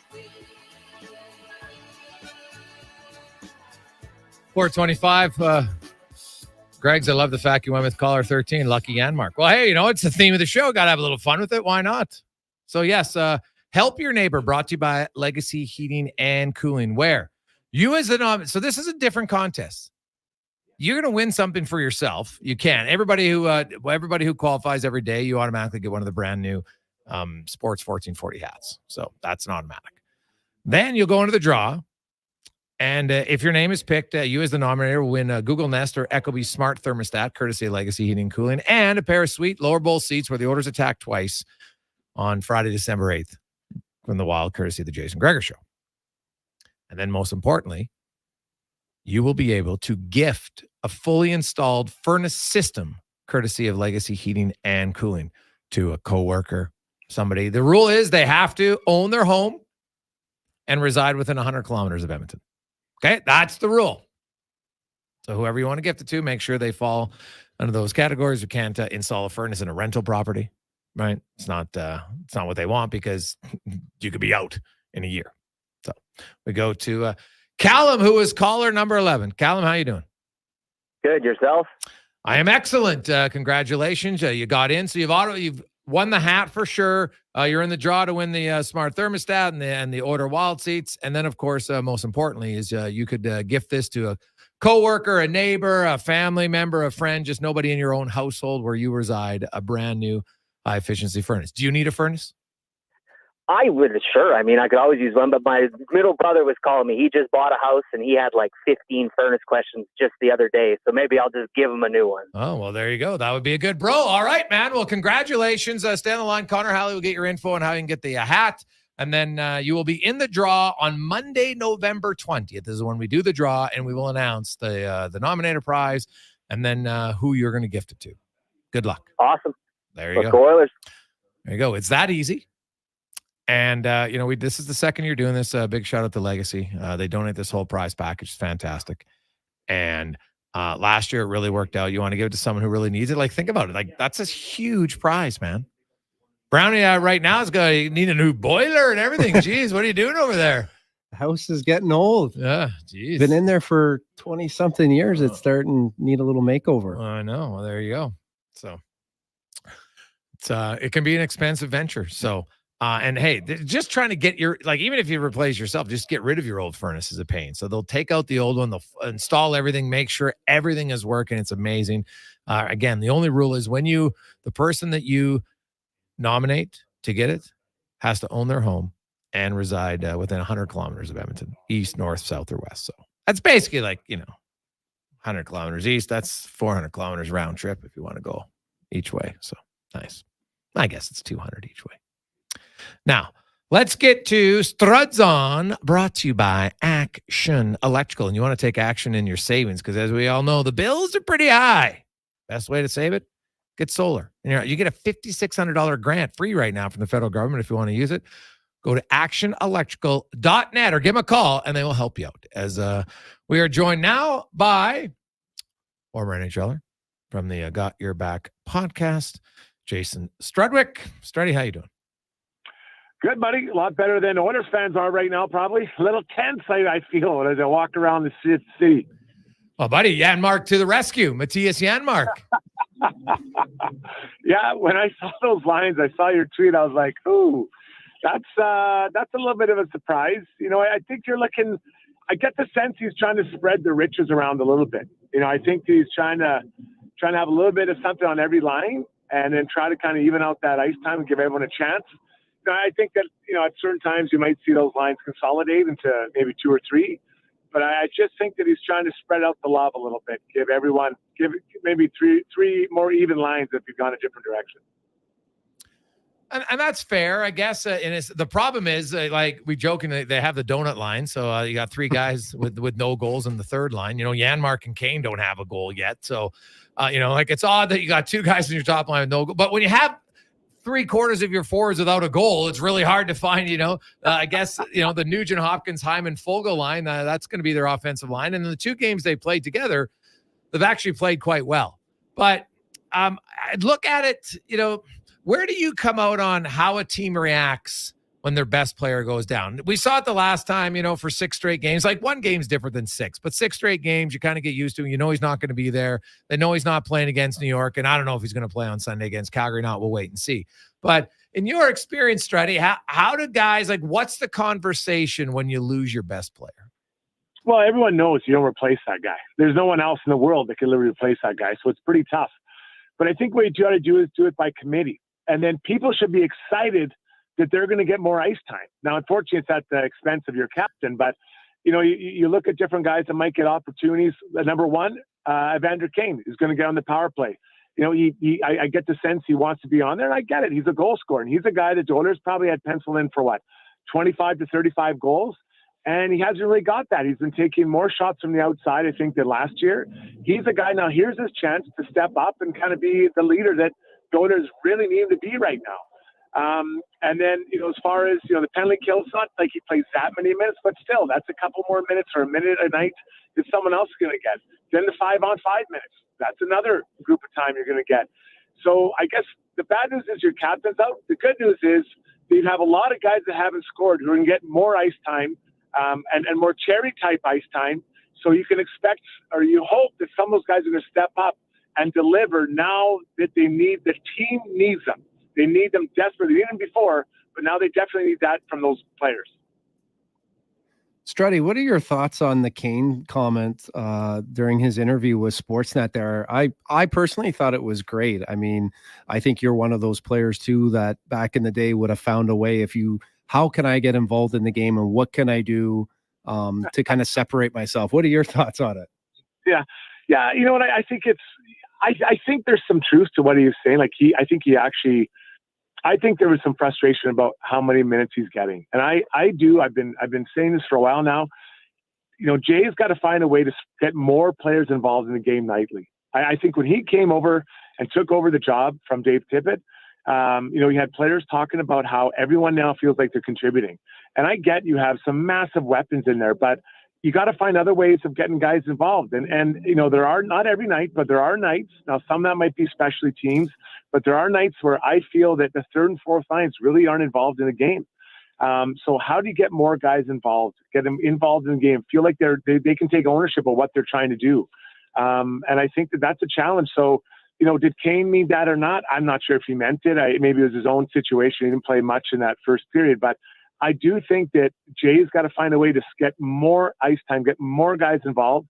It can be as simple as starting the third line for the second period or starting for the first period, whatever, but just to get out there and say, we need you guys. Show them that you're involved. And I think that winning teams, everyone feels like they contribute. I'm not sure the Oilers in these first 5 games, every player would tell you they feel like they're contributing. Oh God, no chance. I think there's many more that just small little details here, whether it's eliminate a major error or, you know what, bang home your opportunity, Struds. Like the Oilers of 5-on-5 play actually hasn't been that bad. Like they dominated Winnipeg 5-on-5. They outshot them 32-14 ahead. I think 3 breakaways they didn't score on. Like at some point, like I'm a big believer. We talk, you got to play good defense. Well, when you're a forward, your role is to score. So at some point, you got to do your job by cash in. It's point well made. You've made that one before, and I hear you. I think that, I think Fogle had a breakaway that game, if I remember correctly, and it wasn't really even not like I was a sniper, but it wasn't really even that hard of a save, right? So I think until you score, and if you go a number of games without scoring, I think you get a little bit nervous and you start overthinking everything, and you're not just feeling it. When you now, again, I didn't do it much, but when you do get a few points, I had a 3-game point streak, I think one time. God, it feels like a 100-game point streak, and every pass is on the tape, and everything just seems a little bit rosier. So, how do you get guys that have, to use your word, donuts on their score sheet to get them feeling good? Well, sometimes you got to just manufacture an ugly one, and I'll go back to Evander Kane. Shooting from distance, I think when you're feeling it works, or if the other goalie is struggling, but getting more inside and shooting more from inside, what I call the home plate area. And that's just not just Ken, I extend it to everybody. They're getting second chance opportunities, banging in pucks. Go back, I think it was the second game of the Oilers with the Canucks, or maybe it was the first one. They kind of blend together, but they had players just tipping pucks in front of the Oiler netminder, right? No one was tying up sticks.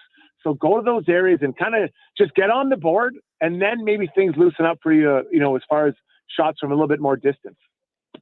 Struddy, what do you think of Gregor and I were kind of talking a little bit about off air about some guys and some players that are playing a little bit more out of their comfort zone than others. And Gregor's got the donut line there with Holloway, McLeod, and Brown. Do you think that their third line and fourth line, are those guys getting out of their comfort zone enough to create enough energy and do enough to kind of get them out of this little drought? Yeah, so I think, I'm guessing what you're talking about is that if you're not scoring, what are you doing, right? So it's great to not be getting scored on, and I value that, and when I watch a team you're not getting scored on, that's great. But are you doing anything to bring anything to your team? So, as far as maybe a big penalty kill or a physical hit or driving the puck to the net or a 40-second shift in the offensive zone where you're cycling, now you're setting the table for whomever, whatever line's coming out of. And I think of the guys you just mentioned, I think Fogle and Holloway have done a good job. I think that those two guys have been doing that, pretty consistent. I think they played pretty well, those two guys. McLeod, I would put him in that group I just talked about as far as getting to the net. He's so fast. How many times have we seen he's just decided to just drive that puck wide and drive it to the net? It's scary. You never know what's going to meet you there or who's going to meet you there. Derek Ryan did it a few nights ago, drew a penalty. There's a fourth liner. He just put his head down and said, I'm taking the puck to the net. Bang. There you go. You draw a penalty and the team gets on the power play. So, it's one thing to not score. And it's one thing to not get scored on. But you need to bring something more to kind of help your team. Fighting, we saw Evander Kane do it. I think not everyone, well, now no one really fights. There's fewer fighters, but there's not a lot of guys in the Oilers that want to do that. But it doesn't mean you can't be physical. Even think about, I think it was against the Jets where Holloway just stood that Jet player right up on the line, bang, knocked him over. You don't think that gives the bench a lift? I'm not sure that was completely intentional, but either way, he delivered something that was, probably needed at that time for the Oilers. So I 100% agree. How are you impacting the game if you're not scoring? That is always the ultimate question. Play away from the puck. What are you doing? And if you kind of look at the end of the night and your stat sheet is, one shot, no hits, no block shots, no penalty kill time, no power play time, and 8 minutes or 10 minutes. What have you really done? And are you forcing the coach to play more? I think they don't have enough guys that are forcing the coach to play him more. And to that point, I mean, I'm not talking fighting. I don't want to go back, 10, 15 years and have a whole bunch of fights. But I'm talking even, for anyone that watched the Canadiens game there and that Savard blocking those shots. I mean, what it's like to be on the bench and on the ice when guys are blocking shots and doing things like that. Like, that's just as good as a fight, is it not? Well, it is, and that's those little things that you really appreciate. And, Dylan Holloway, I gave him a bit of a hard time for sticking his hand out and blocking that shot, but he is getting in those shooting lanes, and I just feel like he's doing everything he can to say, look, here I am, coach. Look at me. Look at what I'm doing. Look how I'm helping, even if I'm not scoring. Although I think he's probably due for a goal. But it's those little details, even just a one face-off, taking a shorter shifts, changing hard. Like all those things, they just all add up, and your teammates just love you for it. It's subtle, but they do love you for it, and they want it. Breeds energy on the team because 3 points out of a possible 10 for the Oilers. I can't imagine a situation where they thought it could have gone any worse for them. And now your captain's out. So how do you create energy? How do you get going? Like tonight, you're playing Minnesota, who are missing a couple players. Go get on those defense. Like let's look at it. Yanmar, Kane, Hyman, Fogle, Holloway, Ernie, all those guys, they can force these D-men to make turnovers. Get on them. Just put pressure on them. The best D-men in the world make pressure or make just bad decisions with pressure. When you have guys that are maybe, lower level defensemen at NHL level, get on them, make choices, make them turn the puck over. And they will, because I know I did it. I was a lower level guy too, but that's how it works. Get on them, make them feel pressure, make them be uncomfortable all night long. And that has nothing to do with skill. It has nothing to do with scoring goals. That has everything to do with effort. And you're just going to decide to hunt pucks down. Jason Strudwick joins us on Sports 1440 and Oilers Nation YouTube. Struddy, it's early on, so I understand patience by a head coach. But at what point, if it continues, would you possibly look at saying maybe less is more? Maybe you try Ekholm with Broberg or Desharnais, and you put Kulak with Bouchard, and you lower some of Bouchard's minutes because he's been struggling.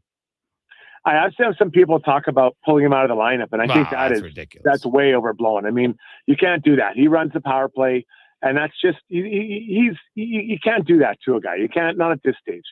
So I would be in favor of him sliding down a pair, just a reset. Just say, buddy, look at how we're doing. Look what's happening here. There's some parts of your games we like, but these are the parts we want you to tighten up. And Kulak seems to be a bit of a cooler for whatever reason. He seems to. Over his time at the Oilers, he seems to find a way with his partners. Maybe it's because he is a bottom end second pairing defenseman. He's playing the third pairing. Maybe that's why he's a bit overcast in that spot. But yeah, I think the time's now. I would have him slide down now, and then you can move Broberg, especially with McDavid out. There's no one else. There's no one else sitting up there pounding popcorn. Like this is it. This is who you got. So. Try to use this time to find out maybe what you got from Broberg. You talk to Broberg, you talk to Ekholm, you talk to Bouchard, one-on-one and say, this is what I see. This is what we want you guys to do. This is what your role is. You talk to Kulak. And with Kulak's skating ability, maybe that helps kind of out Broberg or Bouchard in different situations. So I think the time is now. I would have done it now. Okay. All right. Well, you're the D-man, and I agree with you because I was thinking about, sometimes less is more. And I know that I think they wanted to try Ekholm with Broberg in the preseason. Then obviously Ekholm got banged up and so wasn't able to do it. And so it's hard to do it now. But you know what? Broberg, to me, he's really a sponge. He's open to what Ekholm wants. We've seen him be a little bit more assertive and aggressive. So why not try it? And Bouchard he's not awful right now, but he's just not as good as he was last year. So for a short stretch, if you lower his quality of competition, it might actually benefit both of them. Then all of a sudden, maybe Bouchard opens up. Oh, now I'm playing against third and fourth line guys. Well, now maybe I can move the puck a little bit easier. Yeah, and the third and fourth guys, if you make a mistake, you don't get burned as quick as the first and second line, right? Brown, you know what I'm talking about. I banged up against those third and fourth lines for years. No problem. And then also you go against the first line, the same mistake you would have made against the bottom pairing is in the back of your net, and the coach is yelling at you. You're like, hold on. whatever. Ty Domi wasn't putting that in the back of the net. That's Sundin will, you know what I mean, or whatever. Yeah. So it's a big difference, and just you've got to. I think it's all in how you approach a player, especially a younger one. You know, the days of yelling at him and telling him he's brutal and all that just doesn't work. I think this is what we have on tape. Look at what you've done this year, what you've done last year. This is what we think we need to get back to. Let's just put you with Kulak. Kulak is a cooler. He's gonna get everything under control. We're gonna play a little differently here, and then be clear with Ceci and Nurse what their roles are. Then you have the second pairing, what their roles are. Because essentially, really, then your second, third pairing kind of become 2A, 2B, or 3A, 3B, whatever you want to call it. But you put the power to Ceci and Nurse. Say, this is your role now. Like, I really think communication, so everyone knows what their job is and what the expectation is, really important. There's no surprises. Like, I always hated when you played and you didn't really know. Like, I had coaches come up to me and say, hey, you're playing tonight because this is a heavy team. Oh, I can read between the lines. You want me to come out and be mean and be heavy and maybe fight? No problem. I got it. Like, I like that. I wanted to know what my role was or what you wanted from me. Don't think you want something from me and not tell me, and then we don't know what's happening. Is it not? Do we not want that internal competition too? Like, should anyone other than Draisaitl and McDavid be guaranteed? Right? I mean, if Bouchard is not playing well, should he just be stuck up there on the top pairing defenseman? Like, if we have some movement, does that not create a little competition? Bouchard, has to be a little bit more desperate in everything that he's doing in the game, away from the rink, his whole approach. And it also lets other guys know that are slotting in there. It's like, hey, you know what? We like what you're doing. We're rewarding you. And then you got that internal competition. Well, you bring some excitement. So Broberg, if he comes to the rink tonight and sees his name beside Ekholm, you better believe he's excited. Yeah. Right? Like, he knows his minute. Because I think he was, I want to say 10 minutes, guys. I don't have it in front of me. I think he was 10 minutes last game, whatever it was. So now all of a sudden maybe he's at 15, 16, 17, whatever minutes, and that gets you excited. Then Ekholm's a little uncomfortable. He's like, oh man, I got to help this guy out. He's fellow Swede. I want to make sure he does. So he kind of gets a little excitement. Then Bouchard, maybe he's a little bit pissed. He's like, God, I shouldn't be playing here, but I'm going to be a little bit more diligent in the way I'm playing away from the puck. Like, all that, it all adds up. And I think, again, with the conversations you have with your players, and then everyone kind of knows where you're at. And then that uncomfortable, it just shakes things up a little bit. So no, I like I said, I would have done that move a while ago, not as a punishment, just as a reset for Bouchard to say, bud, this is what we're seeing. I mean, everyone can see it. And he probably feels like he's floundering. This is like his stopgap. Okay, here we go. We're going to get you set back up. And then when he starts moving back up, if required, you can push him back up to that second pairing. Struddy, good stuff, my man. Enjoy the game tonight. All right, we'll see you guys later. That is Jason Strudwick. Joins us every Tuesday here on Sports 1448 live on Oilers Nation YouTube. Struds On, brought to you by actionelectrical.net. We'll come back. We have 5 questions. Spec joins us. DVD. More. The second game is now underway. We're looking at the start times. We'll see how many of them are on time. I have to talk from Rick from playalberta.ca. That would have been a fantastic prop bet. Out of the 16 games today, how many of them would have actually started on 15-minute intervals? That's what the goal is. What's the reality? And by the way, Jack Campbell is starting in goal tonight. If you're just joining us, Kane, Draisaitl, Yanmar, Fogle, Hyman, Nugent Hopkins, Holloway, McLeod, Brown, Ernie and Ryan are the 10th and 11th forward. Nurse and Ceci, who have played very well, by the way, as a pairing. Ekholm, Bouchard, and then Kulak with Desharnais and Broberg. They'll rotate in the 7 defensemen. The Wild, no Matt Boldy, who had 31 goals last year. Jared Spurgeon yet to play a game. They really missed their captain on the back end. Goligoski's on LTIR. They got a young guy in each blue line. Watch Brock Faber. For many Oilers fans, this will be your first time watching him. The rookie defenseman's off to a fantastic start, but he's a rookie defenseman. You got to pressure him. We'll come back with 5 questions. The Gregor Show, presented by playalberta.ca. Get your vehicle ready for winter with Jiffy Lube. Drive in, drive out service with 25 extra air miles with your Shell Go Plus app. Be wise, winterize. Jiffy Lube, keeping you moving. Hey everyone, it's Kelly here from United Sport and Cycle. United's annual Hockey Days sale is on now. Save up to 20% off on skates, 25% off on equipment, and 35% off on all Pro Stock sticks. United Sport and Cycle, your home of hockey for over 95 years. When you go home, tell them of us and say, for your tomorrow, we gave our today. In the hustle and bustle world of today, the James Insurance Group would like to take this time to honor the Royal Canadian Legion, who continue to make a difference in the lives of veterans and their families. Today and every day, we honor those who gave their hearts and lives for our todays, lest we forget. A message from the James Insurance Group, online at tjig.ca. That's tjig.ca. Any team looking to trade up is wise to wait for the right conditions. Right now at Volvo Cars Edmonton, they've got some exceptional offers to help move the remaining 2023 inventory. So whether your team wants to head to the game in the sporty XC60 or the spacious XC90, you'll get up to $5,000 off or finance rates from 2.49%. Volvo Cars Edmonton is Canada's only 12-time Volvo Excellence Award winner. Visit 1205 101st Street Southwest or chat online at volvocarsedmonton.com. One call does it all. Action Electrical is proud to celebrate 50 years of providing complete electrical services and a full circle of care, including projects, service, tag, and energy. From humble beginnings in a small Sherwood Park basement to a family-run business, the Action Electrical stamp can be found on some of the most iconic schools, office buildings, and warehouses across Canada. From conception to completion and beyond, contact the professionals at actionelectrical.net today. Weiss Johnson, whoa. Hi, Dennis from Weiss Johnson. Can you believe that summer is over and fall is here? With that in mind, we are offering free furnace upgrades from Daikin, should you be looking to get a new furnace. This means getting a better model of furnace that provides you greater comfort at a lower price. Plus, Daikin has the best warranty in the business. There's never a better time to get a new Daikin furnace from Weiss Johnson. We know how important a good furnace is in Edmonton, so don't procrastinate as this is a limited time offer. Visit wjheats.com today. I'm Rick Showers from No Bull RV. The best part of the RV lifestyle is that it's always on your terms. You decide where you go, when you go, how long you stay, and what you do when you get there. Freedom to make things possible is what I love most about this business. Right in the middle of the whole COVID thing, my wife Deanna and I had our 20th anniversary. Well, a big party was out of the question, right, Bob? Not possible, Rick. But one thing made all the difference. Our camping trailer out near Seba Beach. It's a very mature campsite, heavily wooded, lots of privacy, full hookups. So what did we do? Had our own party. Hired a caterer, decorations, dinner, candlelight, campfire. 20 years. That's a long time to put up with me. And our trailer? Well, I have to confess, it's a really nice one.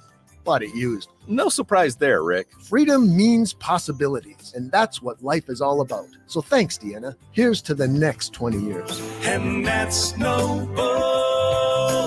NobleRV.ca.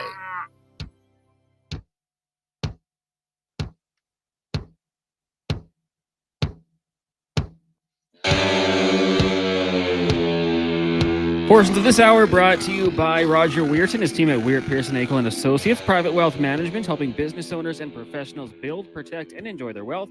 Earn more now and call Roger and his team at 988-4119. Pro sports, local sports, minor leagues, you got it all. It's the Jason Gregor Show on Sports 1440. Presented by PlayAlberta.ca, Alberta's only regulated online gambling website. We are getting closer. Oilers in Minnesota looking to end. They've lost 2, won 1, lost 2. So I guess Oilers fans are hoping they continue that streak.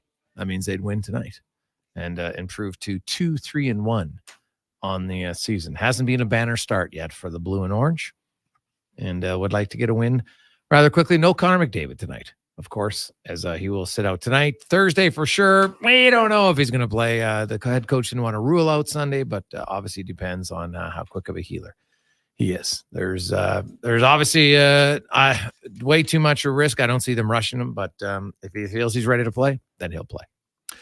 Let's get to 5 questions now, brought to you by The Brick, where their scratch and save event is on right now, where you can save up to 40% off additional on what the price is right now. There's going to be over $115,000 in instant prizes.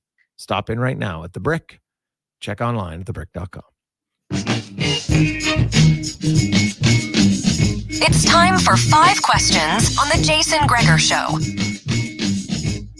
All right, guys. Tonight, Oilers take on the Wild. About 2 hours, 20 minutes away, give or take. What is the biggest key to victory for the Oil? And let's get a prediction with the score. I think their biggest, what they have to do is their first shift, right? Whether you get hit, give a hit, get hit, build off a good pass, emotionally somehow get invested, whatever way you can emotionally get invested into the game. And then obviously just take it shift by shift, period by period. Obviously they did that against Winnipeg, but just take it shift by shift, period by period. I think they're going to win. I see them winning 3-1 with an empty netter. To me, the key for the Edmonton Oilers is they have to bury their chances. They've been getting a lot of chances and not scoring. And so you got way too many guys with donuts right now. I know it's only 5 games, but you look at it, with McDavid out of the lineup, you have 4 forwards who have scored a goal this year. 4. That's not good. So bury your chances. Question number 2 for you guys. If you had to take a totally random guess, I don't think we have any inside information. When do you think Connor McDavid would return to the Oilers lineup? That's a tough. You know what? He's a unique, special guy. Obviously, with his injury and how quick he came back. For other players, it seemed like that could have been career-ending. I mean, he's probably sitting in some chamber somewhere getting healthy. So nothing's off the table with this guy. This is a big game for us to participate in. I'm sure for him, it's a huge game to actually play in, and I'm sure he's excited about it. He's known about it for a while. For some reason, it wouldn't surprise me if he actually played, but I would hate for the Oilers to rush him, and that they're not going to do that anyway. So when is your guess? You're saying Sunday? I'm going to say Sunday. Okay. I will say Thursday, the following Thursday against Dallas. I think he'll be out 10 days. Question number 3 for you guys today. All 32 NHL franchises in action tonight. I love it, but it seems a little weird. It's just on a random Tuesday. Would you like to see them do this again, but potentially on a weekend? Yeah, all day, man. Like, it's no brainer. I think, God love them for doing it on a Tuesday night, but it's, I think a weekend is much more feasible. I think if you asked all the teams personally, you could pump this up and make it much bigger event if it was on a Saturday in 16 different cities. Absolutely. I agree with that. I mean, there's nothing better than having all day hockey on a weekend. I mean, we're all busy with our kids, running them around to different sports. Who's got time to watch sports all day on a Tuesday? Final. Well, no. Question number 4 here. NBA gets going tonight. Who's your prediction to meet in the finals this season? I'm going to go. The West is hard, man. The West has lots of really good teams, but Denver, I think, is really good. So if they stay healthy, I'll go with them in the final. And I will take the Bucks. I'm a huge Damian Lillard fan. Like, that's the one guy. There's not a lot of players where I openly root for them to want to win a championship because I think it's hard. But I'm going to say Damian Lillard. I'm not saying he wins a championship, but I'd like to see Damian Lillard go deep. The guy is just one of the best shooters the game's seen. So I will go with the Bucks. It's like we're reading off the same sheet here. I got Denver myself. We got to go with Jamal Murray, obviously a Canadian, and what they did last year back-to-back, hopefully for him. And then Milwaukee, I like that Giannis there. I'm not even try and pronounce his last name, but Antetokounmpo. There you go. I'm a fan of his and what he's done and his story. So yeah, I got those 2. Final question. Today is a National Bologna Day, apparently. I'm going to ask you guys your favorite deli meat, but I just want to quickly play. I asked Struddy this a while ago, and he gave me his answer. I want you guys to hear it. I love it. Mexican salami. I literally could pound that all night long. Oh, is it good? So Struddy likes that, the Mexican salami. What is your guys' favorite deli meat? I could go with a salami from, especially being in Europe. And obviously Struddy played over in Europe as well. Maybe that's where he picked it up. But the salami, yeah, for sure. It's tasty. A little bit of fat in there. Big fan of the Italian center that opened up in Sherwood Park there. They got these little salami with cheese. What a snack that is. Wow. It's the key because you have to look, it's great being educated on food, but then sometimes you realize it kind of takes away your love of certain foods because there's so many nitrates in some of those ones. So now I have to be very selective. And so my favorite deli meat though is the they have like this special roasted chicken, but it's got it's sliced thin and it's got like 2 different spices on it. It might not come in. Can't even remember what they're called, but I know exactly where it is in the deli, and it's unbelievable. thinly sliced. That's the key. Yes, then 100%. But that's my favorite one, man. As a kid, it was a no-brainer. Love bologna. Right? I do like turkey now, but man, I had bologna the other day, and now that I'm an adult, bologna is not nearly as good as I thought it was when I was a kid. Like I don't like bologna anymore. What is bologna? I don't know. Bologna. Yeah, I think that's something you definitely eat it when you're younger. Oh, like as a kid, I thought bologna was the greatest. Yeah. But now, like a hot dog. So many different things. I remember they used to have sliced Black Forest ham. Ooh, yeah. Remember that? That was a classic deli meat for a long time. Crusted edges. Yes. Yeah. Yeah. So, but bologna just doesn't carry the same power anymore. It's unfortunate.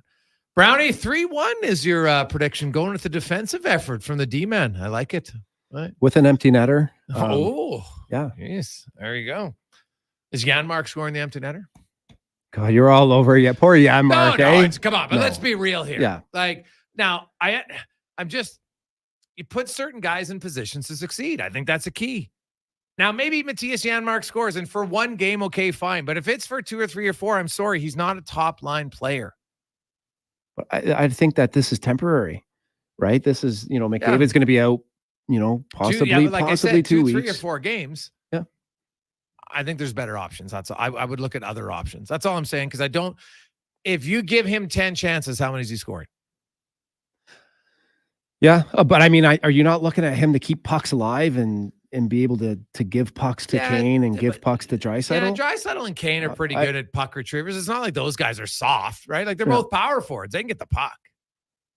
Right? So I don't know.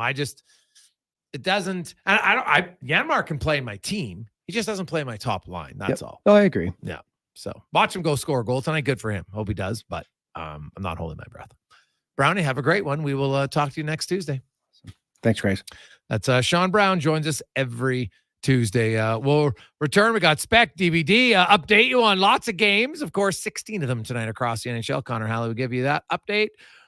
Right now in a Sports 1440 update brought to you by the Edmonton Oilers. Their Hall of Fame game is this Thursday, 7 p.m. against the New York Rangers, featuring a pregame ceremony for Doug Waite and Charlie Huddy as they will be inducted into the Oilers Hall of Fame. Limited tickets remain. Go to EdmontonOilers.com/tickets. Here's Connor.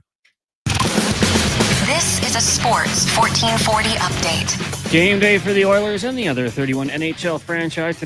We've got 16 games on the schedule. Of course, the Oilers in Minnesota set to take on the Wild. That one gets going just after 7. Jack Campbell will get the start between the pipes. 2 games going on right now. The Leafs lead the Capitals 1-0 after 20. Morgan Riley with his first of the season, and the Sabres in Sens scoreless with 13 minutes remaining in the first period. Still to come tonight. Ducks take on the Blue Jackets. Lightning host the Hurricanes. The Devils in Montreal. Sharks take on the Florida Panthers. Kraken travel to Detroit. Jets hosting the Blues. The Canucks take on the Preds. Flames welcome the Rangers to town. Coyotes in Los Angeles, and the Flyers head to Sin City. That's the last game that's going at 9 o'clock. It is Game 7 of the NLCS as the Phillies take on the Arizona Diamondbacks. First pitch, 6:07. The association gets going tonight as the defending champ Denver Nuggets will host LeBron and the Lakers. Tip off at 5:30. At 8 o'clock, the Suns head to the Bay to take on the Golden State Warriors. Earlier today in the AJ Drumheller gets past Bulls 4-1. Tonight at 7, it's Grand Prairie hosting Whitecourt. Coming up in hour 4 of the Jason Gregor Show, we'll be joined by Mark Spector of Rogers Sportsnet and Derek Van Diest from the NHL.com. I'm Connor Halley. This has been a Sports 1440 update. Sports 1440 in West Edmonton Mall and Wetaskiwin. CKJR is a Stingray radio station. Download the free radio player app and listen wherever you go.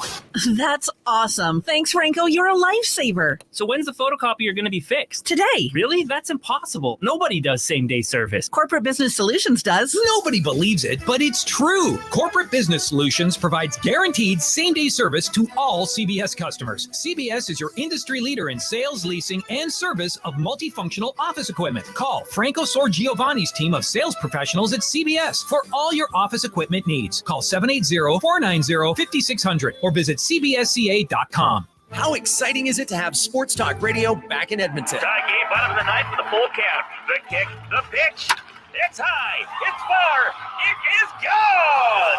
Walk-off home run! Yeah, Yeah, it's pretty much like that. Edmonton Kubota is excited to welcome back Sports Talk Radio Sports 1440. We'll be dialed in for every minute. Get it done and then some at Edmonton Kubota. All compact BX tractors on sale with 0% financing for 84 months. Stop by on 128th Ave or visit edmontonkubota.com. There's two seasons in Alberta, winter and construction.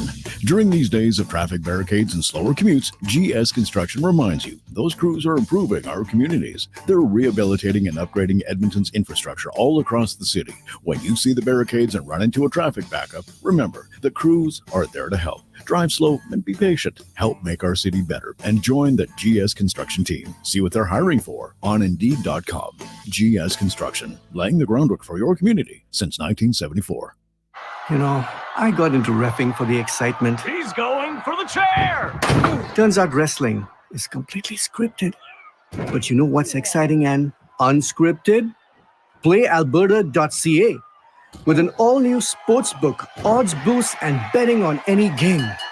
PlayAlberta.ca. Go all in on excitement. Sign up today with promo code SPORTS50 and get a $50 free bet. Official gaming partner of the Edmonton Oilers. Remember, if you gamble, use your game sense.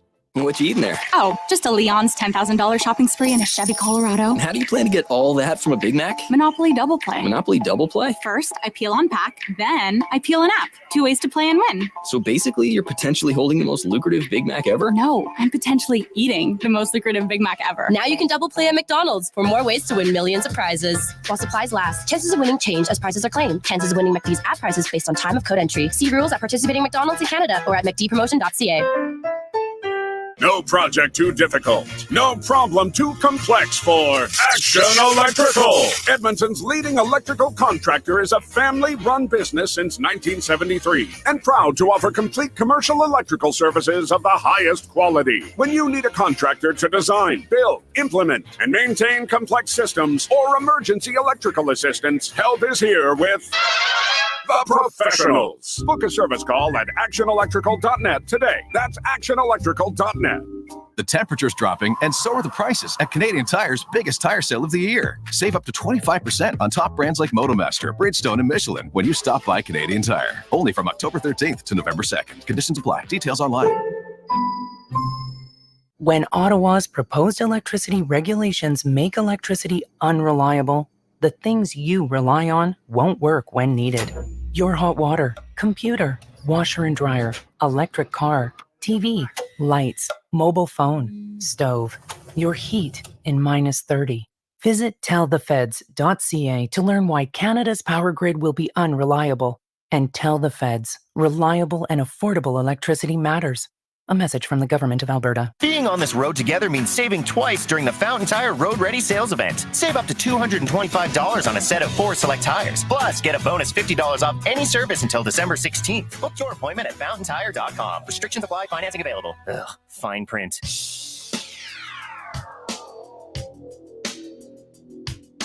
A Monday warrior, mean stride. Today's Tom Sawyer, mean pride. Portions of this hour brought to you by Papa John's. It's Terrific Tuesday. Get 40% off any regular price pizza when you use the code word 40Tuesday at the start of each order at papajohns.ca. Hat tricks, touchdowns, and home runs. Get it all with the Jason Gregor Show on Sports 1440. Presented by PlayAlberta.ca, Alberta's only regulated online gambling website.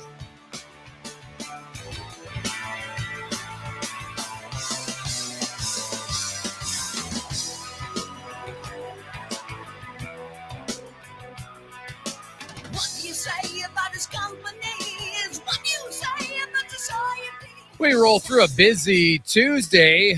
Yes, 4-0 Tuesday. Had a few texts wondering, for hey, tonight's the perfect night for pizza. 40% off. 40 Tuesday. That's 4-0 Tuesday. It's the code word at Papa John's. Welcome back. It is the Jason Gregor Show. As always, presented by our title sponsor, PlayAlberta.ca, where all of the revenue stays right here in the province. They do a lot supporting, of course, your community.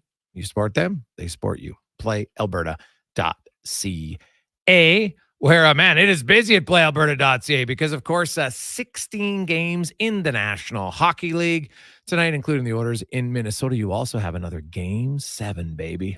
the Phillies are the favorite. But as we saw last night, the road team, you never know. Big win last night by the Rangers. Also, NBA, the defending champs, taking on the Lakers.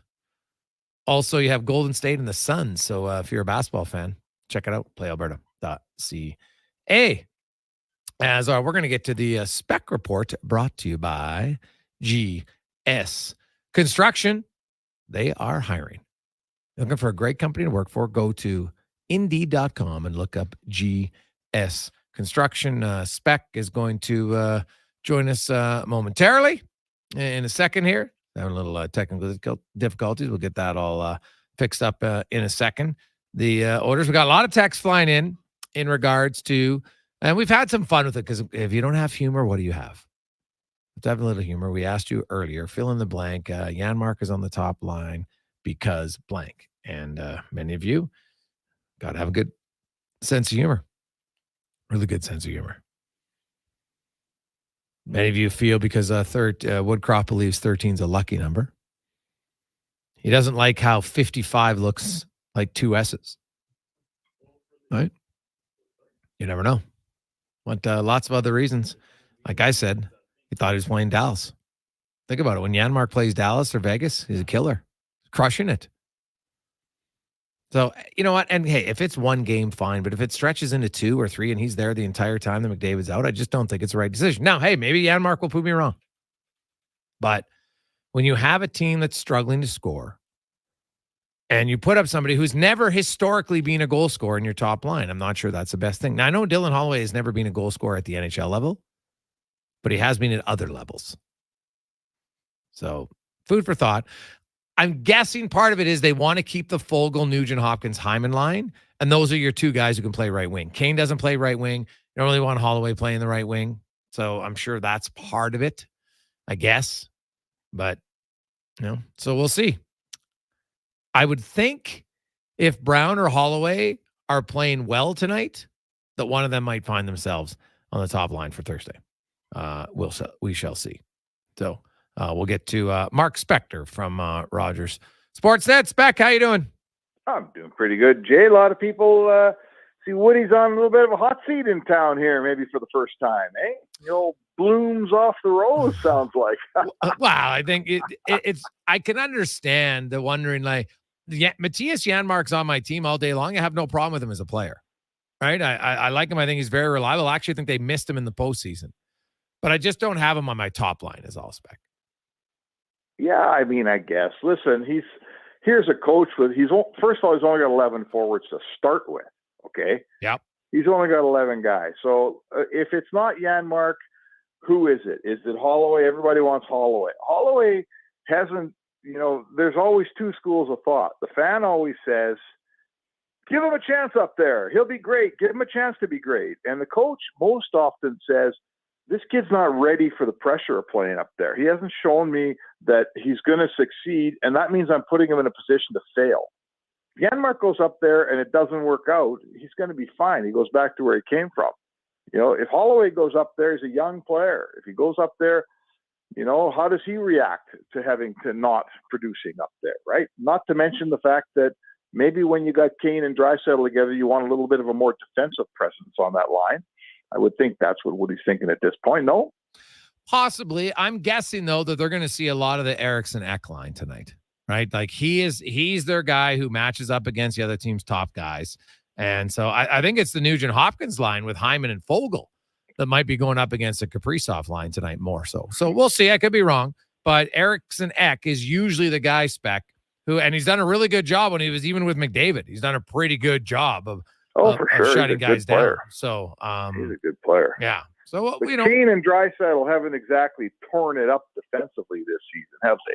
Well, neither guy's been that good. Yeah. See, I think Draisaitl's 5-on-5 game has actually been okay. If you look at all the numbers, Draisaitl's been one of their better players, 5-on-5 overall.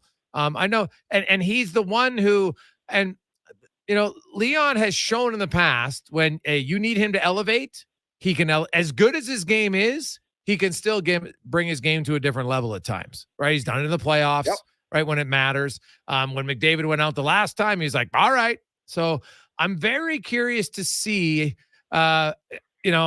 I think you might see a high level of the grumpy German tonight, and I mean that in a good way. When he's the grumpy German, he's pretty dominant. No, that's fair. That's fair. He's hey, no one in this, certainly in this conversation, is second guessing Leon Draisaitl as a player and his ability to step up. Look at his playoff performance, right? He's an absolute gamer when the games mean most. So no question about that. I guess I'd just say to you that maybe with the coaches looking at it is Kane's pushing for offense. He's got to get some goals. He's got to make some offense happen. Draisaitl is going to feel the pressure and the need to step up offensively.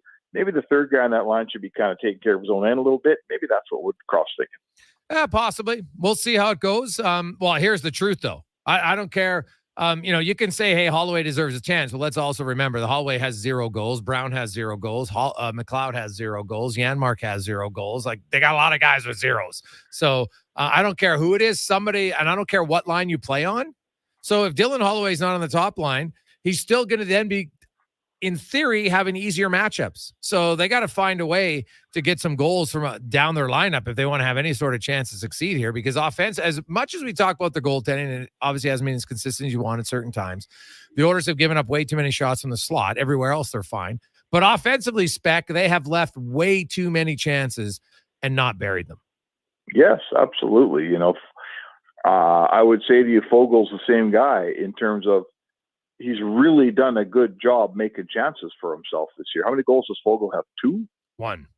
So there you go. He's done a fantastic job creating chances and making chances for himself and skating the puck. He's got 1 goal, right? How many goals, how many expected goals does Fogel have? I'm not looking it up. I'll leave that to you. But, and I heard all day today on the various shows on our fine station how Yanmar's not a first-line player. I got news for you. Holloway's not a top 6 player either, right? Yeah, don't tell me he is. Yeah, he's not a proven top 6 player. You got to prove yourself in the bottom 6 before you can be a top 6 player. And at this point, if we're going on production, we're questioning whether Holloway he's going to be an NHL player in my view. He's got all the tools. He looks like a nice prospect. He can play for my team all the time. He has not proven he's an NHL player, Jason Gregor. He has not proven that. Yeah. Right. Well, yeah. What's he done in the NHL? Yeah. No, that's fair. Like, he can skate. He shows you all the signs that he can be an NHL player, but can he be a productive NHL player? I think that's fair. He hasn't shown he's an NHL player. Bottom line, he was up and down last year. I know he was injured. He's up this year, accomplished absolutely nothing in the first 5 games. I think he'll be good. Like I say, I have him on my team. I'm not saying bad things about him. But if we're asking if he's an NHL player and a qualified one yet, the answer is absolutely 0. No chance has he proven himself to be an NHL player yet. Mark Spector joins us on Sports 1440. I asked Struds this question. I'll ask you. Bouchard, maybe a little bit less is more possibly. If his struggles continue, and I get why a coach sits with guys, because Bouchard ended the season very well last year. I thought in the playoffs he was excellent, actually. And so I get that you give him some leeway to start the next season. But I wonder if his struggles continue, I wonder if they just, put him with Kulak, and then you have Ekholm as the guy who plays with Broberg, a little bit more, and kind of see how that goes for a bit, just to, and not long term, but just maybe to get a reset for Bouchard. No, I mean, if the team's winning, you got all kinds of time to patiently wait for those few parts to catch up. The Connor Browns, the Evan Bouchards, the Dylan Holloways, the Ryan McLeods, the Evander Kanes. But I just listed off 5 guys.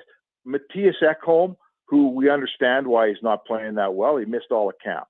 But that's 6 important players on your team, and I'm probably leaving a couple out who aren't going whatsoever yet. Yeah.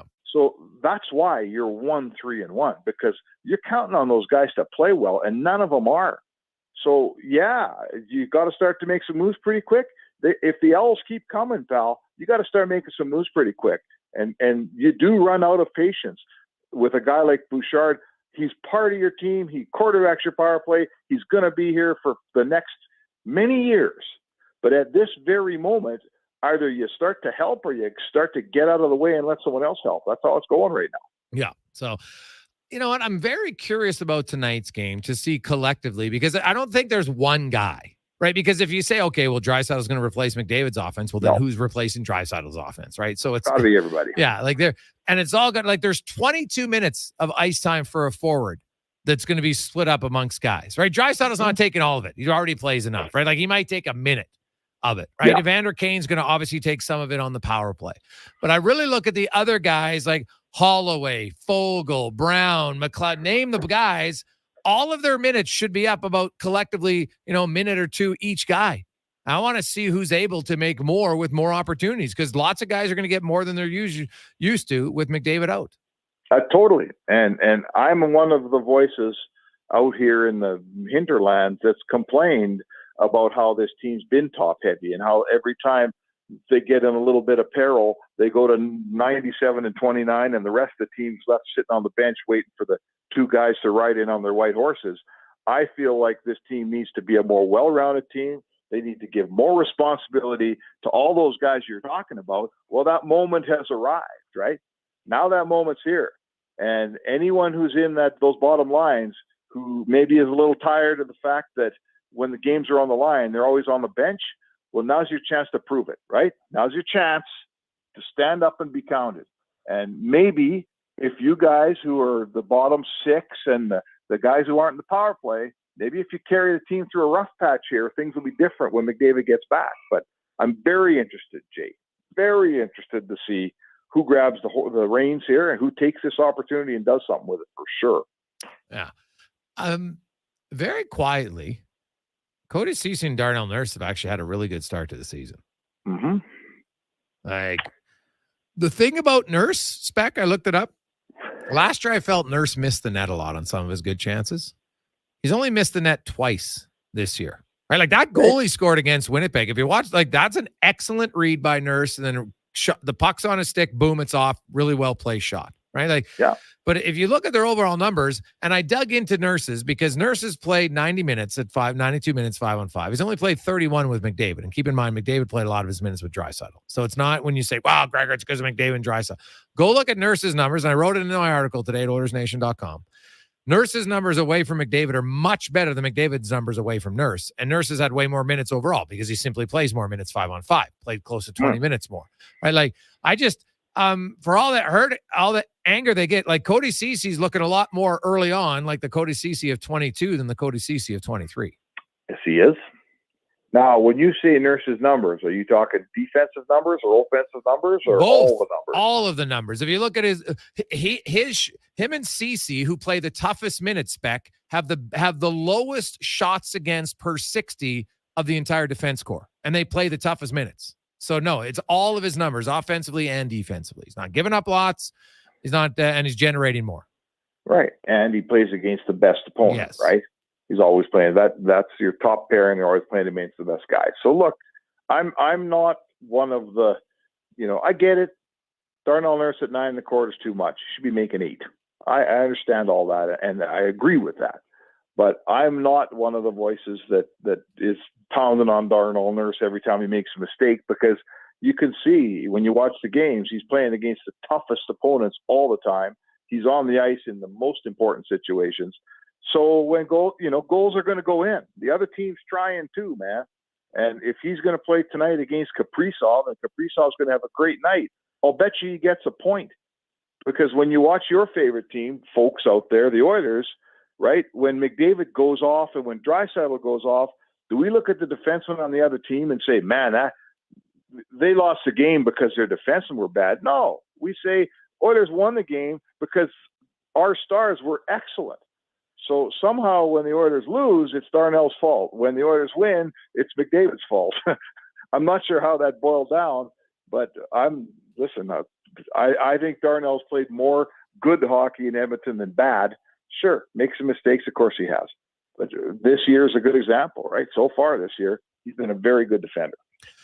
Spec, we'll see what happens. Enjoy the frenzy. 16 games. I would love to see this on a Saturday in the future. Maybe it will happen. All right, brother. Nice talking with you. It's Mark Spector from Rogers Sportsnet. The Spec Report brought to you by GS Construction. Lots of texts. People are fired up. And boys, I like it when Specs bring this fastball. Even if I don't agree with him, at least he backs up his opinion. I love it. That's why I tune in. From Doug. Well, thanks, Doug. Exactly. If we all agreed with everyone's opinion every time, it'd be boring. Boring. Can agree one day, disagree the next. It's perfect. Come back, DVD. Will join us as the frenzy is in full effect. We're now into a new game every 15 minutes, and we'll update you as they go. It's the Gregor Show on Sports 1440 live on Oilers Nation YouTube, presented by PlayAlberta.ca. And we are coming to you live, of course, as always, West Edmonton Mall in our EWEL studio, EWEL.ca, for all your electrical needs. A brand new location on 186th Street and 116th Avenue. When you think electrical, you think EWEL.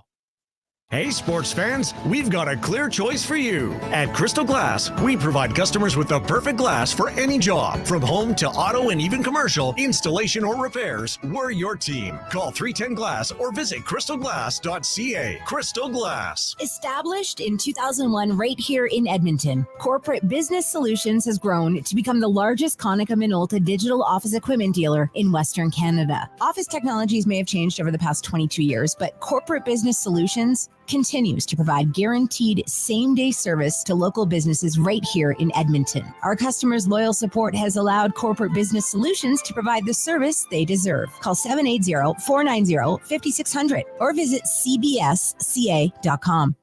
Legacy Heating and Cooling is the #1 place for people who want heating and cooling, because you'll save a bundle and get both with a heat pump. Then you can use hot, cold, hot, cold. Come on, thermostat, do what you're told. Turn up the heat, turn up the cold, so the vents start pushing out tornadoes. Time for a heat pump, bring it to me. Gonna get a deal from Legacy. Your heat pump from Legacy will heat and cool while saving you a bundle in energy costs. Plus, you'll get a rebate up to $5,000 and no payments, no interest for 1 year. Legacy Heating and Cooling. Any team looking to trade up is wise to wait for the right conditions. Right now at Volvo Cars Edmonton, they've got some exceptional offers to help move the remaining 2023 inventory. So whether your team wants to head to the game in the sporty XC60 or the spacious XC90, you'll get up to $5,000 off or finance rates from 2.49%. Volvo Cars Edmonton is Canada's only 12-time Volvo Excellence Award winner. Visit 1205 101st Street Southwest or chat online at volvocarsedmonton.com. Winter weather is hard on your vehicle.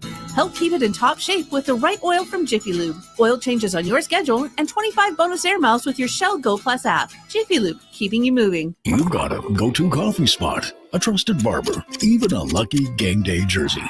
But when it's about looking your absolute best, there's only one name you need. Mr. Dirk. Family run since 1939. We're experts in crafting impeccable tailor-made suits and offering a wide variety of everyday styles. Pair that with personalized one-on-one fittings and the convenience of on-site tailoring. Mr. Dirk elevates your style game.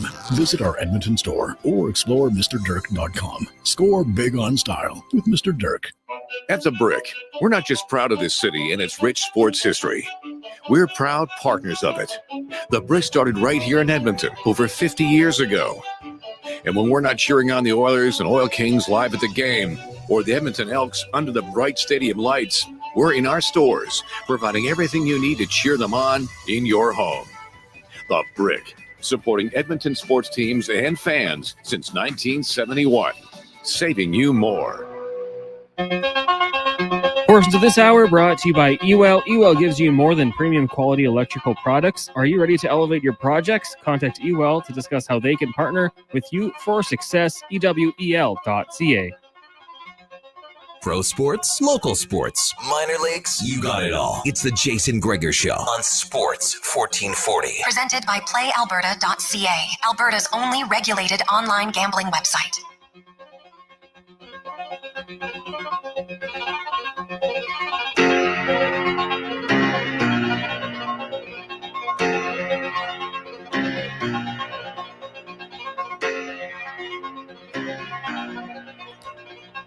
.525 as we roll through. I'm in sports leader TSN 1260. A quick update, Cons, suspension reduction in the National Football League. Yeah, good news for Denver Broncos. Kareem Jackson was a 4-game. Originally, they drop it down to 2 games. So the NFL will reduce. The NHL, not quite as likely. Although I will say I was kind of surprised by the 4-game suspension originally, because they wrote out how it was, basically it being a numerous hits. I'm like, but you didn't suspend him for the first one. You can't say, now we decided we're going to suspend you for this hit and all the other ones previous. I didn't ever think that was going to stand up. So That doesn't actually surprise me that it's being reduced, because if you look at the no brainer, the last hit to me, he's got to get suspended for. But if you didn't suspend him earlier, that's on you. Oh, yeah. Yeah. And I mean, it's Kareem Jackson. He'll probably do something stupid his first game back and get suspended again. The guy's a dirty player. So I was happy at the number 4, but I can see what you're saying. It does make sense. They would reduce it. Yeah, for sure. So there you go. Jason Gregor, Connor Halley with you on Sports 1440 as we get to our big guest of the day, brought to you by the Spruce Grove Saints. They're back in action tomorrow night on a fresh off a 2-game winning streak as a big win, 7-1 and 6-2. You can get your tickets at sprucegrovesaints.ca for tomorrow night's tape, or just show up at the rink. There's always a few tickets available at the door for great, exciting AJHL action as we welcome in from NHL.com, Derek Van Diest joins us, where DVD, all 32 teams in action tonight. I love the idea. I think it's fantastic. I would love in the future to have it on a Saturday or a Sunday. Yeah, I think, Jason, what they're doing is they're taking advantage of the fact that they thought baseball wouldn't be happening today. They thought that both championship series would be done. There's no football on Tuesdays. So basically, they're hoping to get this window to stay to themselves. And I like it as well. It started, when it started at 4 o'clock our time, and they're going to play right through. It's exciting. I can't remember the last time all 32 teams were playing. It's an exciting day, but I do like it. You're right, if it was better on a Saturday, but I think they're just trying to take advantage that they might be. They were hoping to be the only game in town, the only game going on right now. But it's exciting. Once I'm done with you, I'm going to go sit down and watch a lot of hockey tonight. Oh yeah, there's lots to watch. They're ongoing. The early game has become a blowout as Austin Matthews has his 7th of the season, and the Maple Leafs lead 4-0 now with about 4.5 minutes to go in the second period. So the struggles. A lot of people thought the Capitals would be old and slow, and so far this season, that's what they look like, old and slow collectively as a team. Now, that might change, but they've dug themselves a pretty deep hole. Now, the Edmonton Oilers are hoping to not fall in the footsteps of the Capitals. They're looking for a win. Obviously, there's no Connor McDavid tonight, DVD. I can't say Leon Draisaitl is going to step up because he's already, got a lot of points, got 9 points in 5 games, right? Like, it's hard for him to elevate his play much more offensively anyway. So outside of Draisaitl, who do you see as guys you think that could – not should, but could bring some more to their play starting tonight?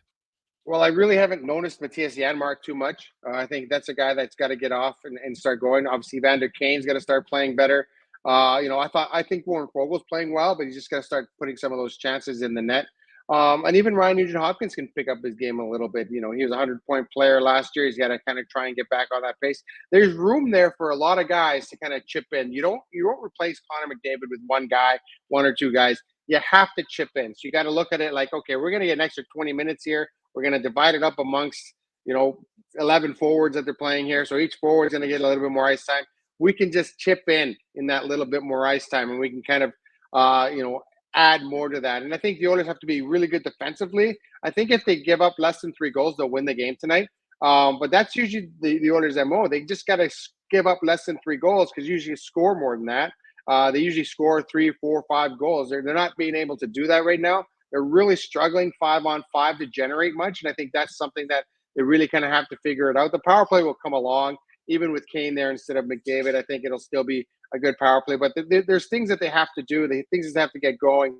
But it's just everyone has to chip in. Everyone's got to put in that extra 5%. And I think that's how you kind of you don't replace a guy like McDavid. That's how you kind of get past a guy like McDavid is injured. And to be honest with you, they say a week or two. You never know with muscles. Like it's you pull a muscle, you strain a muscle, or whatever it is in his lower back that he reached to.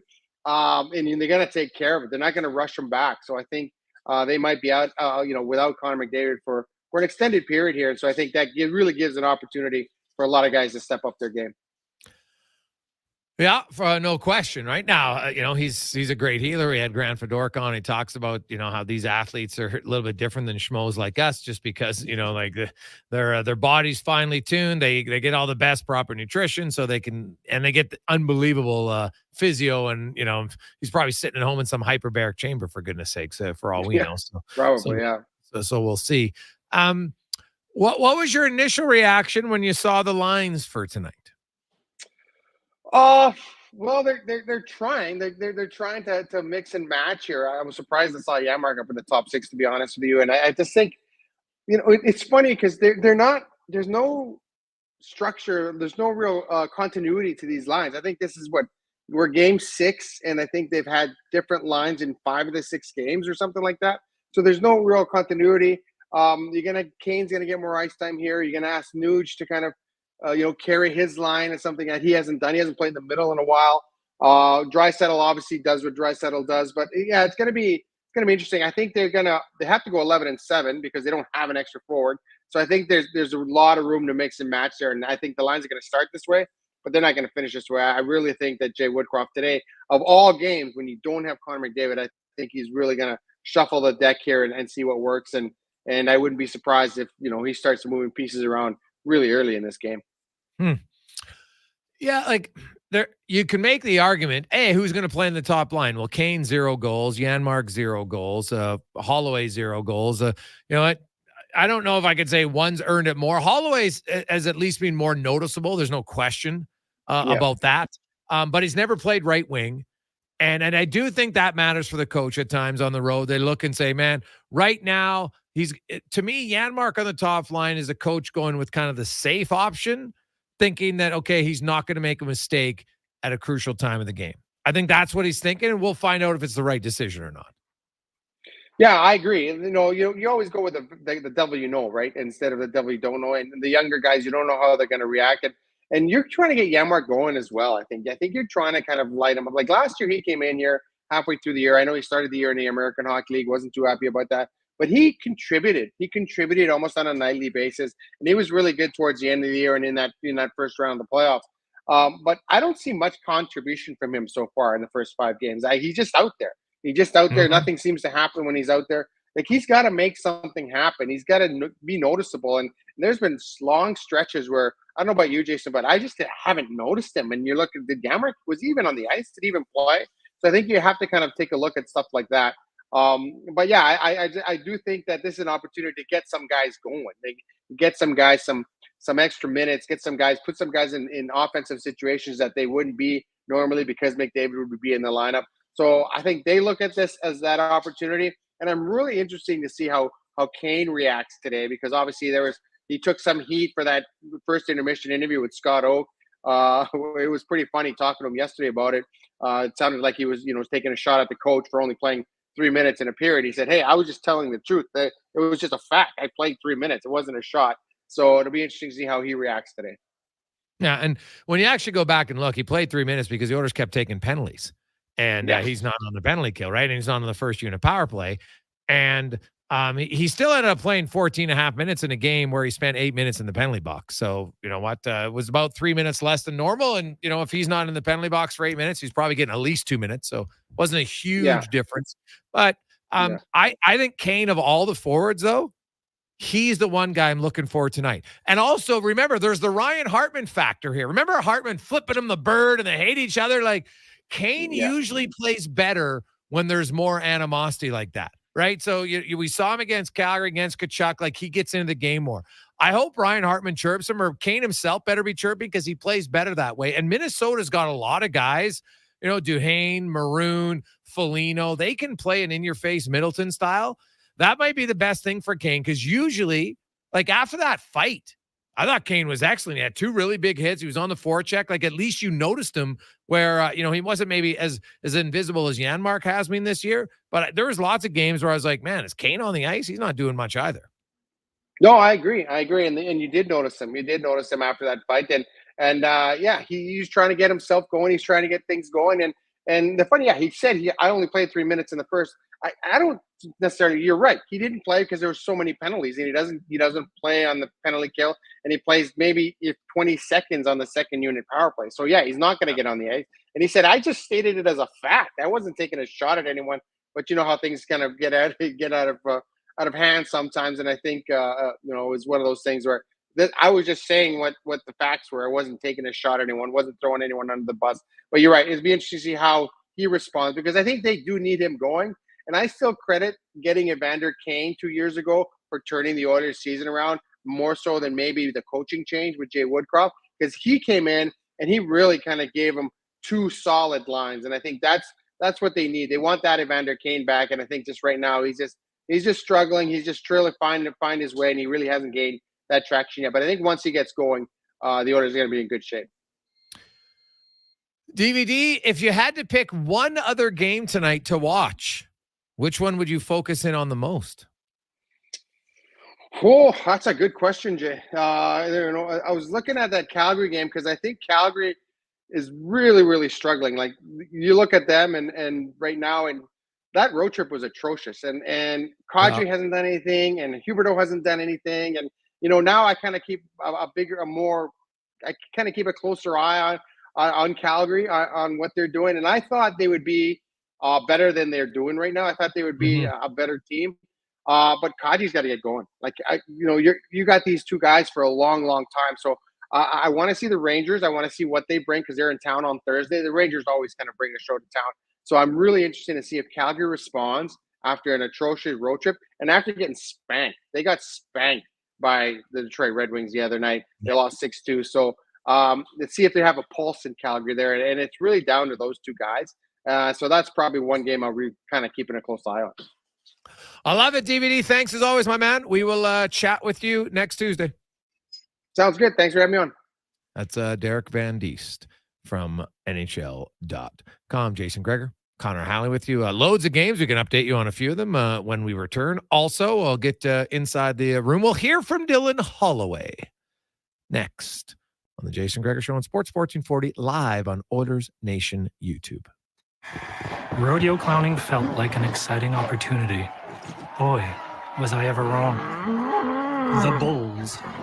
So predictable. But you know what's exciting and unpredictable? PlayAlberta.ca. I can bet on any sports game, play online casino games anytime, and buy lottery tickets anywhere. PlayAlberta.ca. Go all in on excitement. Sign up today and get over $100 in welcome bonuses. Remember, if you gamble, use your game sense.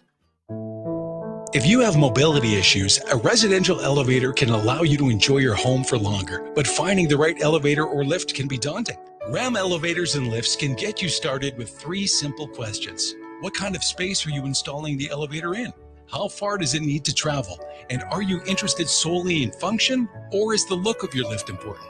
Make your home more accessible with grounded simplicity, elevated design. Learn more online at trustram.com.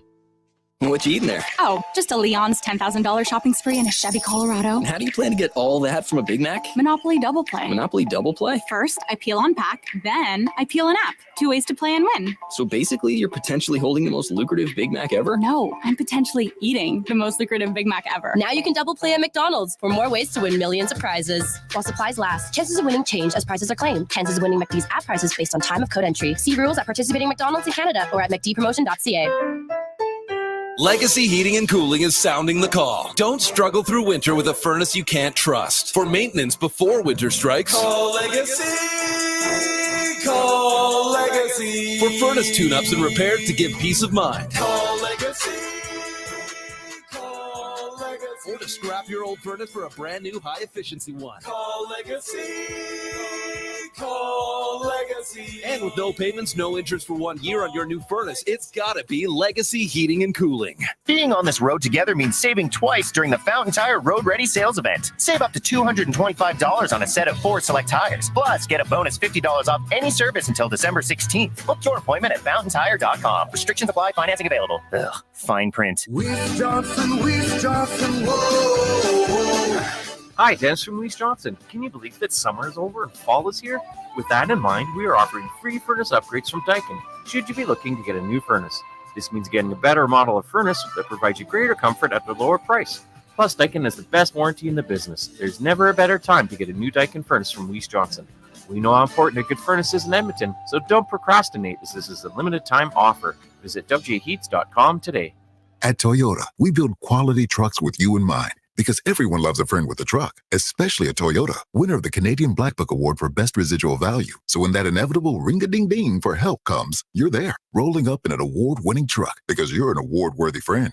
It's time to Toyota. Finance a 2024 Tundra 4x4 Double Cab SR5 from $190 weekly for 84 months at 7.39% APR with $7,999 down. Hybrid also available. Visit shoptoyota.ca or your local Prairie Toyota dealer today. Are you winter ready? Don't put off those repairs or maintenance to your trucks or trailers while the cold weather sets in. Call Murray's Truck Parts Locators. Get your trucks in now to make sure you don't end up stranded. From alignments to inspections and engine overhauls, Murray does it all. He can even source parts when you need them and cut down on wait times. Call Murray's Truck Parts, 780-678-2128. Murray's Truck Parts Locators, just minutes west of Camrose.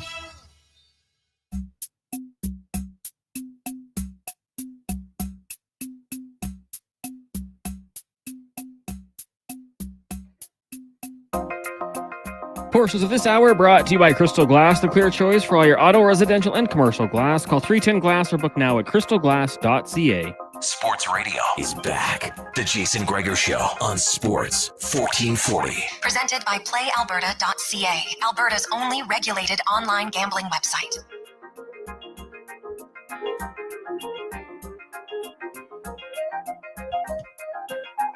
.543. The fill in the blank continues on. Yanmar's on the top line because he is the Toby Peterson to Woodcroft's Mac T. Oh, Toby Peterson. You know what's funny? I went back and looked at Toby Peterson's minutes, and it was like literally a handful of games that he played in the top six. But people don't forget. Right? It's a great way to. It shows how our memory is. We remember certain things that really grab us emotionally, whether it's positively or negatively. It's like when Darnell Nurse misses one pass, that's what you'll focus on for the rest of the period. He could complete 7 more in a row, but you're like, yeah, but he missed that one. Yeah, and he missed that one 5 weeks ago. That's just kind of how some people are wired. But the best advice is, because I used to watch the game a little bit like that too. You'd see bad plays, and then scouts like, yeah, but you're only watching the bad plays. You're not marking down all the good plays. Because if you only watch a player for what he doesn't do, you're missing all the things he does do. It was like the greatest advice I ever got from a scout sitting in the press box about 12 years ago. And it really changed, honestly, how I watch the games. And so, you know what? Keep a running tab sometimes. Good, bad. See, oh, good pass, good pass. Oh, there's a bad one. Oh, geez, but the guy made 8 good ones. So maybe I shouldn't freak out. Now, difference is if you miss an errant pass and nothing happens, fine. If you miss a pass, it's a pizza right on the other guy's tape and it's a goal against, well, that's very different. Right? That's very different because it directly impacts the game. No question. Now, let's go in the room, brought to you by Next Gen Transportation, heavy haul transport provider. And hey, huge shout out to Devo from Next Gen Transportation. Conmat, he just made it. He's going to go to the Olympics in bobsled. He's training right now in Whistler. So, hey, who knew all those days skipping leg day worked out? Clearly, obviously, he didn't skip leg day. But congratulations to Devo and everybody at Next Gen. Going to the Olympics, what a thrill that's going to be. So I love it. Now, I had a chance to catch up with Dylan Holloway. And first of all, we just talked about, he didn't play a lot, right? But just, going from center to wing, and listen to his answer a little bit later on. There might be something here about Dylan Holloway in center moving forward. I think I only played a couple. But yeah, I played center growing up. I played center at school and center in junior. So I feel like I'm pretty comfortable there. I also played center in Bakersfield. So I've got definitely a lot of history playing center, but I feel pretty comfortable in any position right now. Do you like one better? I like them both. Whichever makes me play more, I guess. No, I like probably if I had to prefer, I'd pick center. I just like how you can keep your speed a bit more. You kind of get more puck touches too. So you've done a lot of things right. Obviously, I know guys, they look at goals and they want to score goals. But how would you evaluate your game when you consider scoring chances, shots, overall, everything like that? Yeah, I think it's been pretty good. Yeah, like you said, I'd like to definitely score a couple goals. But yeah, I think kind of the little things and doing stuff away from the puck, I've been taking some pride in that and trying to make an impact, even though I'm not on the score sheet yet. But definitely going forward, I'd like to do all that and be on the score sheet.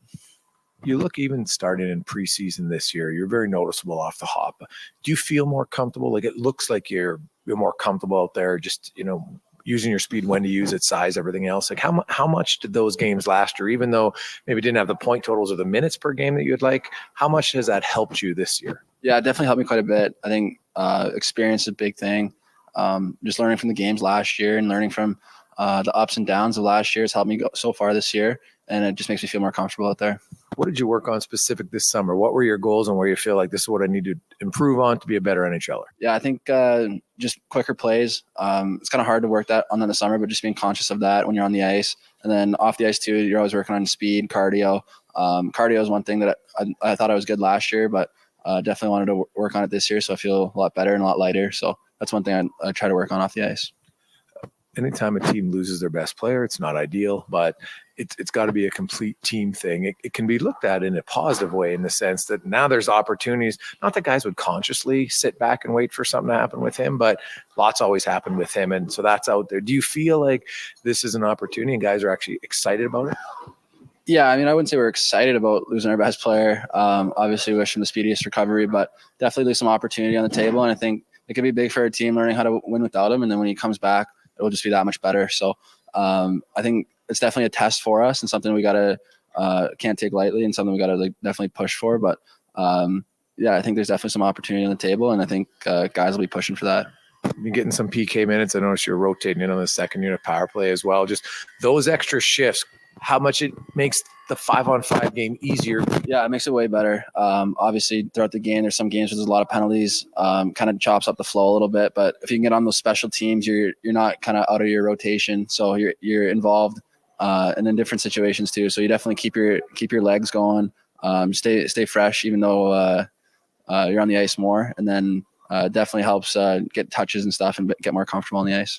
First time I've had a chance to talk to you since you won your pickleball championship, which seemed to ruffle a lot of feathers in the rooms. Lots of the, quote, experienced pickleballers were bemoaning the fact that they were beaten by two kind of young up-and-comers, unheralded pickleballers. Yeah, definitely caused a little ruffle in the feathers. Guys aren't too happy that the young bucks took the championship, but yeah, I think they just underestimated us. Like I said before, we were the underdogs, and they were taking us too lightly, so I think that cost them. What did you and Phil do that enabled you to win the championship? We just knew our game, and I don't know, stuck to it. Like, we didn't let anything phase us in the final games. We had the whole team watching, and guys are chirping, and it didn't affect us one bit. We stayed composed, so I think that's what helped us. Who was the biggest chirper while you were playing? It's a good one. There's a lot of guys. Everybody's kind of in our ear. There's one side where all the guys are on, and the other side was like there's nobody because there's the wall. So the first half we started on the side with everybody, and everybody was giving it to us. But then we got up and went to the other side, and there's nobody there, so we were able to stick to our game. Probably helped us to win. So. Well, there you go. It was hilarious to me at how much frustration there was in the room, and it just shows you how competitive elite level athletes are about their pickleball tournament. Many of them were complaining about the draw, but Bouchard and McLeod and McDavid, guys who are kind of highly ranked, guess what? Didn't happen. So, Broberg and Holloway would love to somehow take their pickleball skills and carry it over to get them some goals early on. As Broberg has one shot so far this season. I know he's not there to provide a lot of offense, but still, you want to jump up. They need everybody right now who can find a different level to contribute for this team moving forward. That's going to be the key for them. And hey, he's not going to go goalless all season. Alex Ovechkin has scored on the power play late in the second period, and there was 11 seconds to go. It's 4-1 for the Maple Leafs. They're still comfortably in front, but Ovi and the chase for Gretzky's all-time goal record. He is one closer. Other scores has Buffalo leading 2-1. Oh, the Hurricanes gave up the first goal, but they only gave up one in the period. That's got to be a win when they came into this game allowing 30 goals through their first 5 games. Absolutely crazy for the team that was second lowest goals against in the NHL last year to be averaging 100. Hey, Greg, you think Oilers fans are upset TSN thinks the Oilers are a train wreck. No wonder Oilers fans get upset. Every year we start to wimpy, too slow, in need of a spark plug player, and Kulak Bouchard put zero pressure on themselves. It seems like the team needs more pressure, which is very odd for an Albertan team. You know what? Hey, people are going to jump all over the Oilers. Like I said, I don't think the Oilers' chances of making the playoffs are really in jeopardy yet. Talk to me at 20 games in, and if suddenly this is continuing, then I will admit that I was wrong and I was surprised. Edmonton's overall play hasn't been that horrific. Some of the same issues are there, no question. I think that's fair. They have to eliminate the key error at the wrong time of the game. Right? You look at their last 2 losses. It's 2-1 against Philly. They give up a shorthanded goal. And it's Connor McDavid who just gives the puck away in the offensive zone.